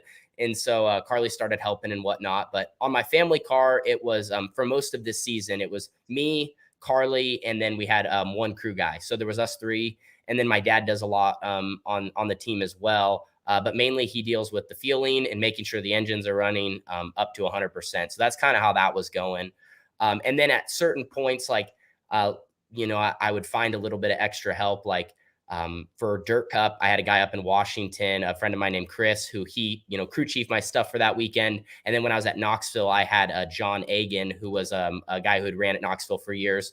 I hired him to help crew chief my car, just because obviously the more help you can get, the better. It's nice to have someone that can kind of guide and lead your team. Of course, I wanted to have that full time, but I just unfortunately was not able to fill that position in time after some stuff changed earlier in the season for me. So that was what was great about getting the Shark deal, was to kind of get that opportunity to be in more of a driver role, but, also work with the team, kind of be more of a puzzle piece that clicks in instead of like, having all, every side of it around you, if that makes sense. I feel like as a driver, most excel best when obviously they're just working on trying to drive the car as best they can. And, they're not worried about if we have the right tires today to roll out to get the proper stagger, or if, all of my crew's on task and we're getting everything done, or, we got to the car wash in time and got everything washed. Like, there's just so much in a family operation. I think, Carly and my other crew guy and my dad, I mean, they work so hard, and we all just like, we're doing everything we could. Where, obviously on the Outlaw teams, it's, you have your guys, you have your help, and everyone kind of, sticks in their role. Yeah. I mean, I was impressed with your sister. She works hard. I don't think I've ever spoke to her before, but obviously I knew who she was. And she looks like she gets down, man. She works hard, gets stuff done, hustles. I know Bobby was happy with her. So that was cool. And I'm sure Bobby appreciated that for sure. Yeah, no, she did a lot of work, and it was good for her too to kind of experience that. I mean, obviously I knew she wants to race and she wants to be behind the wheel, but it's good to know kind of every part of our sport. And for everyone, I think too, just you have different natural abilities, and somehow God's gift to her was for her to work on cars. That's kind of what she, back when we were racing go-karts and stuff. I mean, she was 10 or 11 years old, being able to, could do everything on her own car, and could technically go race by herself. So that's just, her natural ability. And luckily that's kind of carried on. And it's been, very helpful for me as well to have someone in my family that's I guess you could say a right-hand person like that has your back. And you can also, I mean, it's good to have people that you can trust, because the safety aspect of the sport, you don't want to have guys that are leaving stuff loose, or, you're wondering if your car is going to stay together when you roll out on track. So with her, I know that it's all done right. And if someone else or anything was happening on the team and it wasn't done right, she's going to get on them too, to make sure it's how it's supposed to be. So how do you balance, right, race car driver, but also doing your YouTube stuff and your video stuff? Do you do everything yourself now, editing, posting? I see at some races you had a camera guy, but to me, that's where I struggle at, where it gets overwhelming for me to, get videos done or edit my GoPro clips. And I have like a guy that edits my videos and posts them, but, I chop up all my GoPro clips. Obviously I, film all my own vlog stuff, but it's hard for me. But also I have a t-shirt trailer, so I'm driving my t-shirt trailer track, unhooking it, setting it up a little bit, and t-shirt girl finishes it off. But, those are, additional things that are on my plate. But how do you balance with it? Did it open up your eyes when you drove for another, less responsibility? Like, do you feel like you almost have too much on your plate sometimes with your own team and filming video? Like, how did you, I guess it probably gave you a new perspective on the situation you were in. Definitely. No, it did. I would say, like, obviously when you have a family team, there's just so much more going on. So it was more stressful in that situation. And like one thing I kind of did this year, because I knew that, as you start going up, like obviously I want to be the best race car driver I can be. So like when that's all happening, sometimes all that other stuff kind of just gets forgotten. So yeah, this year I kind of started this thing with some of my fans, to where I actually had I had a form that I made, and they filled it out. I posted it on my socials. And if they were going to be any of the areas of the races I was at, they could fill it out and they could come, and I'll buy their pit pass, and they could hang out with the team for the night and kind of help us film. So I did that because I needed an extra hand, and I couldn't necessarily just get a full-time person, because that was an extra body traveling with us. And, I technically live in with the team, and I couldn't do that yet. So that was super helpful, because at basically every race this year, I had someone from that local area come out and, obviously I give them a rundown and, what to do. And sometimes it worked and sometimes it didn't, but at least I had something to work with, while I'm being the driver, have an outside look of, all the content that was being filmed. But it can be a lot for sure. For myself, I try to do all I can to set myself up during the week, so it's all at least organized, kind of come Saturday on what needs to be done. And, even if that means getting to the track 1 hour earlier, to kind of get everything started. So once the pit meeting kind of hits, like it's just a normal race night and you have just your few things to do. And, definitely the Shark Racing team too they made it very easy for me. They had everything taken care of. So I didn't have that responsibility on my plate like I would have my own car. But yeah, I think it's mainly just trying to get yourself set up and, have the right help, because it is impossible to do on your own. And I'm probably more the type of personality, like I always think I can do everything. I can just keep going, keep adding more, but obviously at some point that doesn't work. So it's just trying to delegate what you can delegate and, and do all you can. And also too, through some of the stressful moments and, that you just I try to sometimes make that just part of my content. Or use those moments that are captured by someone else filming, because it's all part of like telling the story of, what it's like to be on the World of Outlaws, or what it's like to have a family program, because it's not all just, sunshine and rainbows. There's plenty of moments in there too that, are not so good, but that's the side of things that people don't get to see. And it's our job to kind of show that too. Yeah, no doubt. It's a constant balance. Like, to me, I would love to have a full-time camera guy. Yeah. It's obviously a big expense at guys that are good at what they do. And then, just, having to house them and stuff like that. It's a dream, because I think there's so much cool stuff that we do that you need somebody to film it. You can only do so much yourself, vlogging yourself, but the point of view of getting to see you talking with your crew guys, or, getting in a scuffle or winning, right? Like, you can't have the camera, on yourself out of the race car, right? You need to have that point of view of where your crew guys are in motion. I think there's something really there that if somebody could be out there for a full season, it'd be really, really cool. But you're definitely doing a good job, and keep it up. So somebody has a question here. Nick says, Tanner, will you be at the Chili? Excited, David, that you will be back at Chili Bowl. So actually, I didn't get fired, but I'm not driving for RMS this year. They had some things come up where they plan on running 4 cars, and now they're only running 2. So I actually will not be running for RMS. So that's dropping a bomb here for all and Justin Fiedler. So I am working on driving for another team. It's not official yet, but I will probably be back. How about you, Tanner?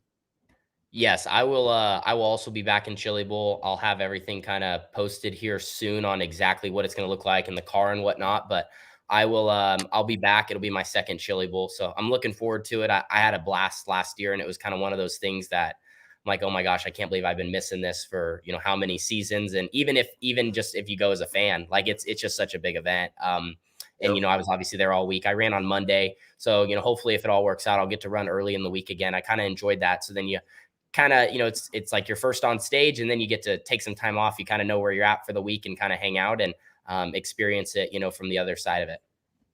Yeah, for sure. Very, very cool. Ford Ranger, they said my Wi-Fi is acting up. We got a little funky there one time. So I don't know if it's Tanner's Wi-Fi or mine, or if Carter's walking around as the host. So I switched Wi-Fi's on my phone and close some things out of my laptop. So hopefully that helps and doesn't happen again. That was going to be one of my questions, is your off-season plans. I see you run the Outlaw cart quite a bit. So you're doing Chili Bowl, any Australia? Do you plan on going to Volusia or any stuff in Florida in February? Kind of what's your off-season looking like?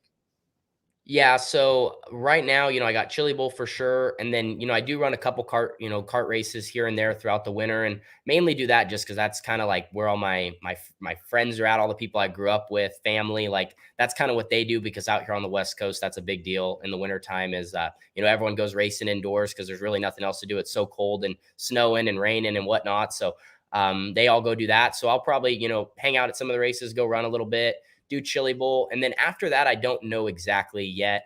Of course, we know, what the Outlaw schedule is going to look like, and I know what I want to be doing, and I would definitely want to be at Volusia, and I would want to be at those, those high limit races after, or one or the other, depending on, I guess how it all works out. But I've never been down to Florida before for anything, so I want to experience that, just to go to the state of Florida, of course, and then also run some of those tracks. And I feel like Volusia is one of the more notable ones in the country. So other than that, I'm not going to Australia or anywhere down under. I do want to do that one day, and it's just never really worked out, but that's definitely, one of those things have on my bucket list. I do also know, like I think you kind of talked about earlier in the show, you got to be careful with how short the off season is. If you're running and you got to get ready to go in Florida, I mean, the time goes so quick. I think it's easy to throw too much on your plate as well, where the time off is really nice, and kind of just regroup and, mentally, physically, whatever, just spend some time with family and get ready for another big season, because it'll be here, before we know it. Yeah, I agree. It's a balance. And yeah, you throw, if you race Charlotte, you run Chili Bowl, you throw in the holidays and you run Volusia, like it flies by just doing that. So I can only imagine going to Australia and doing those things. So Dwayne asks, why don't drivers go into the stands and meet the fans, especially the young fans? I feel like that's something our sport really has over other professional sports, is fans could go to the pits and come walk right up to us and talk to us. You have to realize when the night start happens really, really fast. When hot laps start, drivers very rarely have more than a half hour to do anything extra. And that's if you run through your heat race and transfer and you're not in a B main or a dash, you maybe have a little bit of downtime. But the fans are not in the stands at 2:00. The fans are not in the stands at 4:00. They're not even probably in the stands at 5:00. So when we have our free time, which is before the night starts, the fans are not in the stands. But this is something with the World of Outlaws. When you have your merchandise trailers there, I'm in my T-shirt trailer every race before the drivers' meeting, probably around 4:00 or 3:30 to 4 or 4:30 to 5:00, depending on when the drivers' meeting is. So fans could come to the merchandise trailer, and I'll take pictures and talk to them then. But if you can't afford a pit pass, you could come to the pits after the races as well. So I think our events are condensed so small. There's only so much time for us to do those things. And I feel like our sport is a good place with having interaction with our fans. So Dwayne, I don't know if you've been to an NBA game or an race. I don't know how many drivers you got to see there, but I feel like, maybe the comment section could tell us, do you guys feel like you're able to meet the drivers and interact with drivers enough? I just think it's a time schedule crunch issue. No, I agree 100%. I think if obviously in a perfect world, you want to meet everyone you can, or, if that's getting to the grandstands, I think too, at the bigger events, it's just tough because there's so many people for a situation specifically like that. And also agree. I mean, I've been to college games. I've been to professional sports.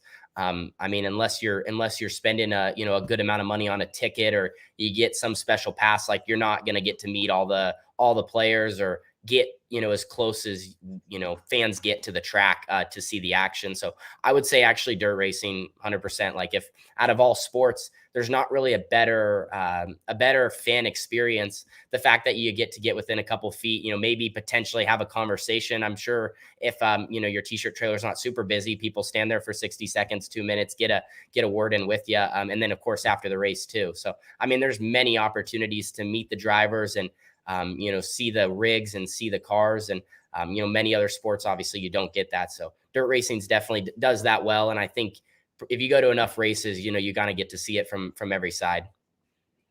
No doubt. So all your, social media fame, has that directly correlated to sponsorship for your current team? I know you guys have a nice rig and programs, pretty up to snuff now. Maybe don't have as many engines as you'd like, but has social media paid you back in the sense of gaining sponsorships, partnerships with people and businesses to keep your team going? Yeah, it's definitely been helpful. It's opened doors, or, introduced me to people that I would not have known, I guess, not doing it. So that side's been great, as far as partnerships. And of course, you're always working on that, you're trying to elevate your program and build something to where, it could sustain itself, with the car and with how the racing goes and whatnot. And then, of course, it's, open doors on, fan interaction and building that side of things. And then, of course, how the social media platforms work. So overall, for me, it's been huge. Luckily, I'm in a fortunate spot where between my racing and between doing that, like that's, I don't have a 9-to-5 job. I don't work Monday through Friday or anything, and have to do that. So it gives me a great schedule too, to where, not only do I have the time to work on that, but also to continue to my race team or, whatever situation I'm in type deal. So I definitely think that is the positive of social media is just, it might not even be that next big, everyone's obviously looking for that next big deal sponsorship that covers a race car and is, boatloads of money or whatever. But, even just the littler ones that, help you from weekend to weekend, or, maybe it's a fan buying you a couple of tires because he just really liked, he liked your video, liked what you did. So, it's all scenarios, not just kind of, that next big thing. Yeah, I think that's good, man. Keep it up. I think good things are going to happen.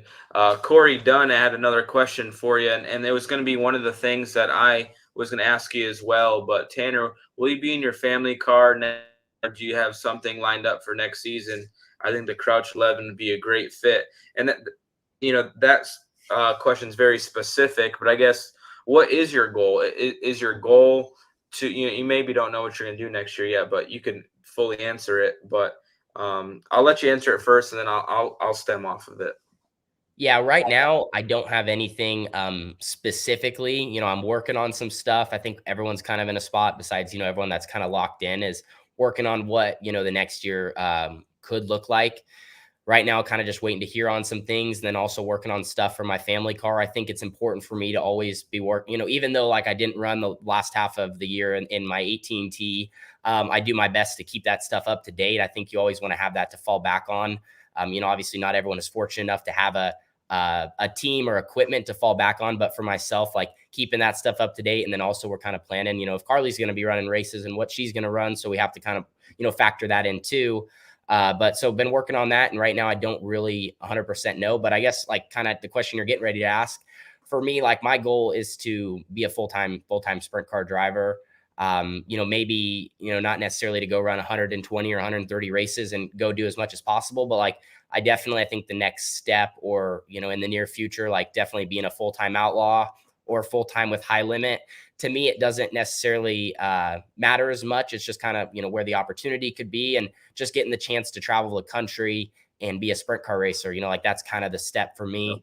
I don't necessarily have any aspirations maybe of, I'm not against it, but, some guys get chances to just move to different parts of the country and race. I think that would be cool. But like for me, I want to be specifically traveling and, on a top tour. I think that's just the best for the driver. It may be the hardest route, but, obviously that's where you have the chance to kind of prove yourself and, win a big show and, get your name out there to kind of build on the opportunities you're given. Yeah, I think if you want to race for a living and drive a sprint car for a living, it's best to try to stick with a main tour. It helps you with the guaranteed money with points fund, but also gives you some structure and some goals to reach or chase. If it's a top points, a top 5 in points, a championship, I think it's a good route to go. And it's not for everybody, but don't live in Pennsylvania like I don't either, right? Brent Marks could live in Pennsylvania and not commit to a series and make an amazing schedule and not travel a crazy amount, you know what I mean? So it all depends on where you live, and there's so many situations, but yeah, and I think for myself too, like I'm being out here, like in Oregon, it's tougher because, you're so far from everything. So like for me, like I'm going to have to, move all the way across the country for something to go run. And, like I might as well, like I said, it's much better to just go and do the traveling aspect of it. Cause I'm already going to be away from home because they don't come out here much anyway. So that's like, especially for us guys out here, it's just trying to get off that and get to where you can just run as much. Because I'm not saying the West Coast is bad, but Out here, you're just kind of more stuck. You have less series. You're more limited to your tracks, and you actually have to travel a lot on the West Coast to run a lot of races. It's not like PA where everything's, within an hour and a half or 2 hours, 3 hours. By the time I drive from my doorstep to Skagit, that's 9 hours. And by the time I drive to Hanford, that's 9 hours. I mean, and there's tracks in between, but like I said, you have to do a good amount of traveling. So honestly, for what you have to do out here, at least with where I'm located, being in Oregon, some of that, you'd be better off, like I said, just to do a traveling tour and make it happen. Obviously, it's much more difficult than easier said than done. But I think some people kind of forget about some of that out here. What we have. Yeah, I mean, everybody thinks, oh, you're from Oregon, so Skagit's not far, and Hanford or Tulare or Chico's not that far. But guys in PA will not travel 9 hours to go to Charlotte or go to Eldora. It's weird. Oh, it's just the next state over. But California's, all the states are so big out there. It's hard to get places. Like, I guess that changes my outlook a little bit, because in my opinion, I would tell you to try to build your own team and try to be the next Brian Brown, right? Have a very strong foundation. Know you're going to have a ride every year, and financially,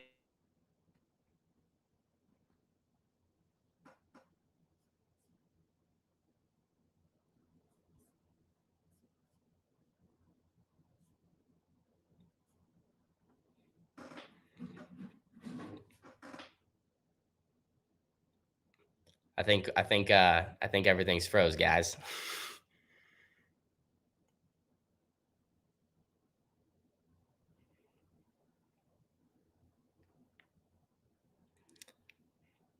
I'm reading maybe it came back.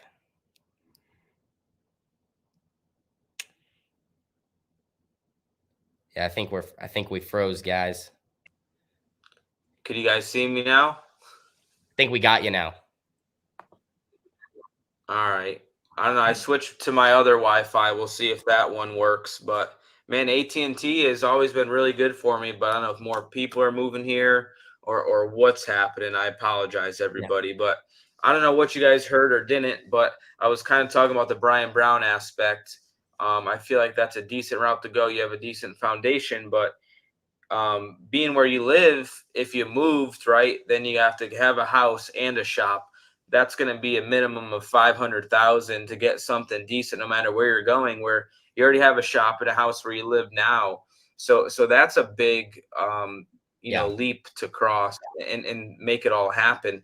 Now, if you still run a traveling series with your own team, you're still probably going to be a home base from where you're from, but you'd probably like to have a second home base somewhere throughout the year where you could kind of maybe leave some parts or maybe rent a house from somebody. Or I know you guys have a toter home, but it'd be nice to probably, take a normal shower or stay in a normal bed sometimes. Yeah. No, and I would definitely, I'm all for that route too. Actually, before the shark racing thing happened, I was all for like that. That was kind of what I always thought my goal was going to be. And then of course, like, an opportunity like that pops up. Of course, you're going to take it. But like for me, it was perspective. It gave me that perspective of what it's kind of more like, being able to, not have as much responsibility and not have to worry about like, how are we getting from each race and, you crash equipment. Now, what do we got to replace? Like I said, everything that's kind of going on. But, then back to the family car deal, like, originally, like I said, I just kind of wanted to build that up. And I think a lot of it too is just how doors potentially open. If the right door opens, that could be good. And then if, the other way, if you get a good opportunity with a good team that, treats you like family, like shark racing in the 25 races, they treated me like family, like they were absolutely so good to me. But, if you had a home, where a team that you were with several years and, you start running well and you're building up and, they're kind of investing in you, you're investing in their program. Like that could be great. And we've seen drivers that have ended up in spots like that. So I feel like a lot of it's just, who you meet and the opportunity, just like, if you have your family car and, you land, a huge sponsor, it's like, all right, this makes a little bit more sense. And we build off this and, and then, it goes years down the line, but I'm open kind of for both routes. And that's kind of what I was always for, is riding out. If I'm back in my family car in 2024, that's exactly what I'm thinking is, exactly like what you're talking is just keep building that up. And with equipment and in relationships are big. And like I said, it's all in who you know and who will help you out and the hard work that goes into it. Yeah, it's a double-edged sword, right? I mean, there's positive and negatives to both sides. The struggle in sprint car racing is when you drive for other people is look how long drivers stay with teams for. It's typically not very long. Yeah. Guys like Brad Sweet and Donnie Schatz are the anomalies, but that's two people. And, I think, I don't know how many people compete in the 410 events, but I think there's over 300 or 400 or something like that.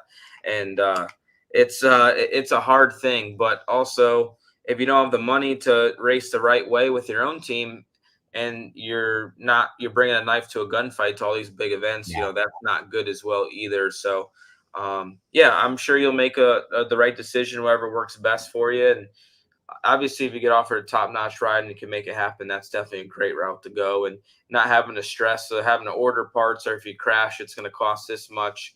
You just go out and try to do your job to the best of your ability, and that's your job. So the saying, one thing I will say, I just thought that was always the best way I like looking at it. I think it was a video with Danny Lasowski when he was working on Brown's car. He just said the great part is like a situation like this is your seat's never loose. I mean, we seats are very loose in sprint car racing in most spots. So having that comfort also can help your driving ability. I'm sure obviously if things aren't going good, or, guys know they're kind of at the end of the road, it just, things go bad, collapse, your seat's out and you're on to the next. You're dragging it through the pit area, trying to find the next car. So that's, it's nice, like you said, pros and cons to both situations. Yeah, no doubt. We got some more questions. Garrett Parsons asked, what was your guys' favorite paint schemes this season? Man, I thought this year was my favorite Huset's car I had just all year long. I thought it was a good look, even though we did special paint schemes for Knoxville and Huset's. But man, somebody put a post out there the other day. What was your favorite Knoxville scheme or special scheme for this past year? And I thought Sheldon's chrome blue car was really, really cool. So I think that was probably my favorite one. Yeah, Sheldon's was really cool. As far as like all the cars on the Outlaw Tour, I always dig the CJB car look with the true timber camo. That always stands out to me. I also really like red. So I mean, this was a non-Outlaw or whatever, but a West Coast guy, Corey Day, he had his new Sanders engineering car. I really dug that too. That was really good. Yep. I agree. We're gonna keep it rolling. Austin Cox, thanks again, Tanner, for helping with that Father's Day sponsorship for Dirt Cup. Oh yeah, no problem. It was his dad for Father's Day. He just got a small logo on the car for his dad, so that was pretty cool. Thank you, Austin. Yeah, awesome. Yeah, that was right around when you guys lost me, but I think we're back now. I think we're good. All right, that was my last paid question. So all good. Are you going to PRI show this off season? I am. Yes, I will. Fly out next Wednesday, or not next Wednesday, but right there before PRI. So, which is probably one of those things I should have been doing for years. If I was a little closer, I probably would have. It's just one of those things. So, but this year I'm going to PRI. I got some cool stuff lined up there, so be doing that. And I'm excited just to see the trade show. I mean, I hear it's incredible. It's probably a lot to take in. Yeah, you need to be there for all 3 days, but it's definitely great. I think you'll enjoy it. And once you go, you'll probably go every season. And it gives you a lot of opportunity for content too. And all the people you do business with. It's good. It's a good time. Hopefully you're going for all 3 days, but I will be there all 3 days as well. Well, Tanner, I appreciate you coming on. I don't want to keep you too long. I let you stay in the lobby way too long. No worries. With those guys. But you keep doing what you're doing. Obviously, everybody's really anxious to see what your plans are for next year and all this high limit and World of Outlaws stuff. Hopefully the schedules come out soon. It sounds like probably PRI will know everything that's going on. But it's an exciting time to be a young kid racing sprint cars. So you got a bright future. You got a lot to look forward to, and just keep working hard. And man, I don't know, I think I would keep your sister around and have her working on your car. And it looks like she'd be a good car chief no matter where you go. And it'd probably be a dream for you guys to race together on the World of Outlaw Tour like that. And man, appreciate you very much. And maybe we'll have you on again sometime.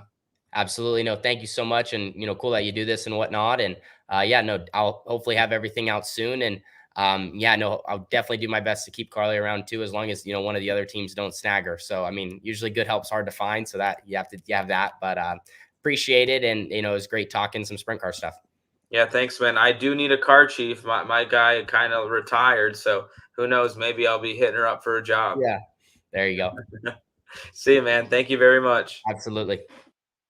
Tanner Holmes, guys, appreciate him for coming on. Jeremy Elliott, Justin Fiedler. I thought it was a great show. We're over 2 hours here on the stream, which was our longest one this year so far.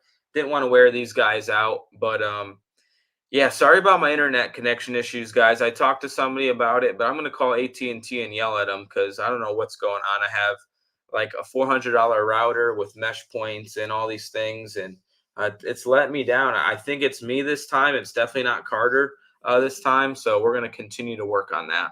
If you guys got any last questions, throw them in now. And I got one here from Garrett Parsons. My grandpa ran the Outlaws tour for a year in the Casey's 6 car. Wasn't sure if you raced against him at all.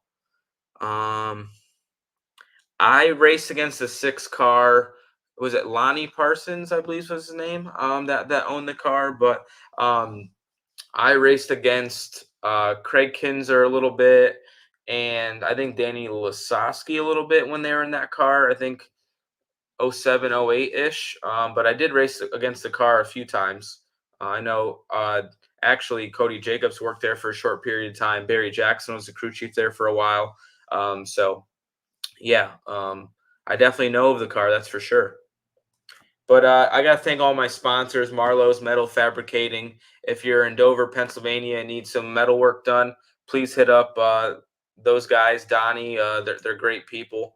It's a father-son duo there. They've been in business a long time. The PRI show, December 5th through the 7th, I believe. I'm going to be there all 3 days. If you're going to go there, check me out. I'll be at the Butler Built booth on Friday, all day there, and I'll be running around all week around that place. Really looking forward to it. So let's see. Houston Speedway, Billion Automotive, Jackson Motorplex. Appreciate everything they do for me. Really excited for the 2024 season.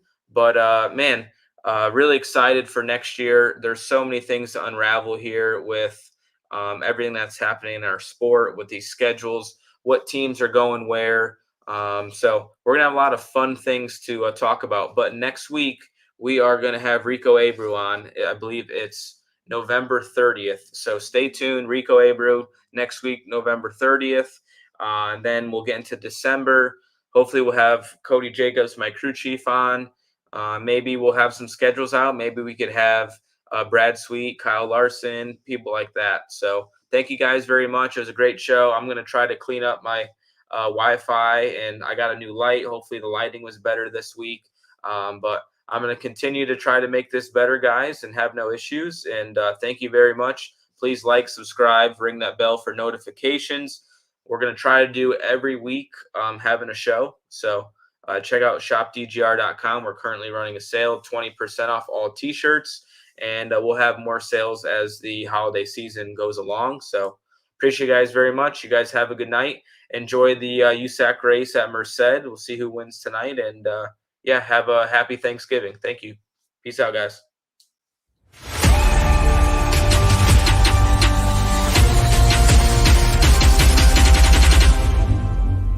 Dude, I did it so bad.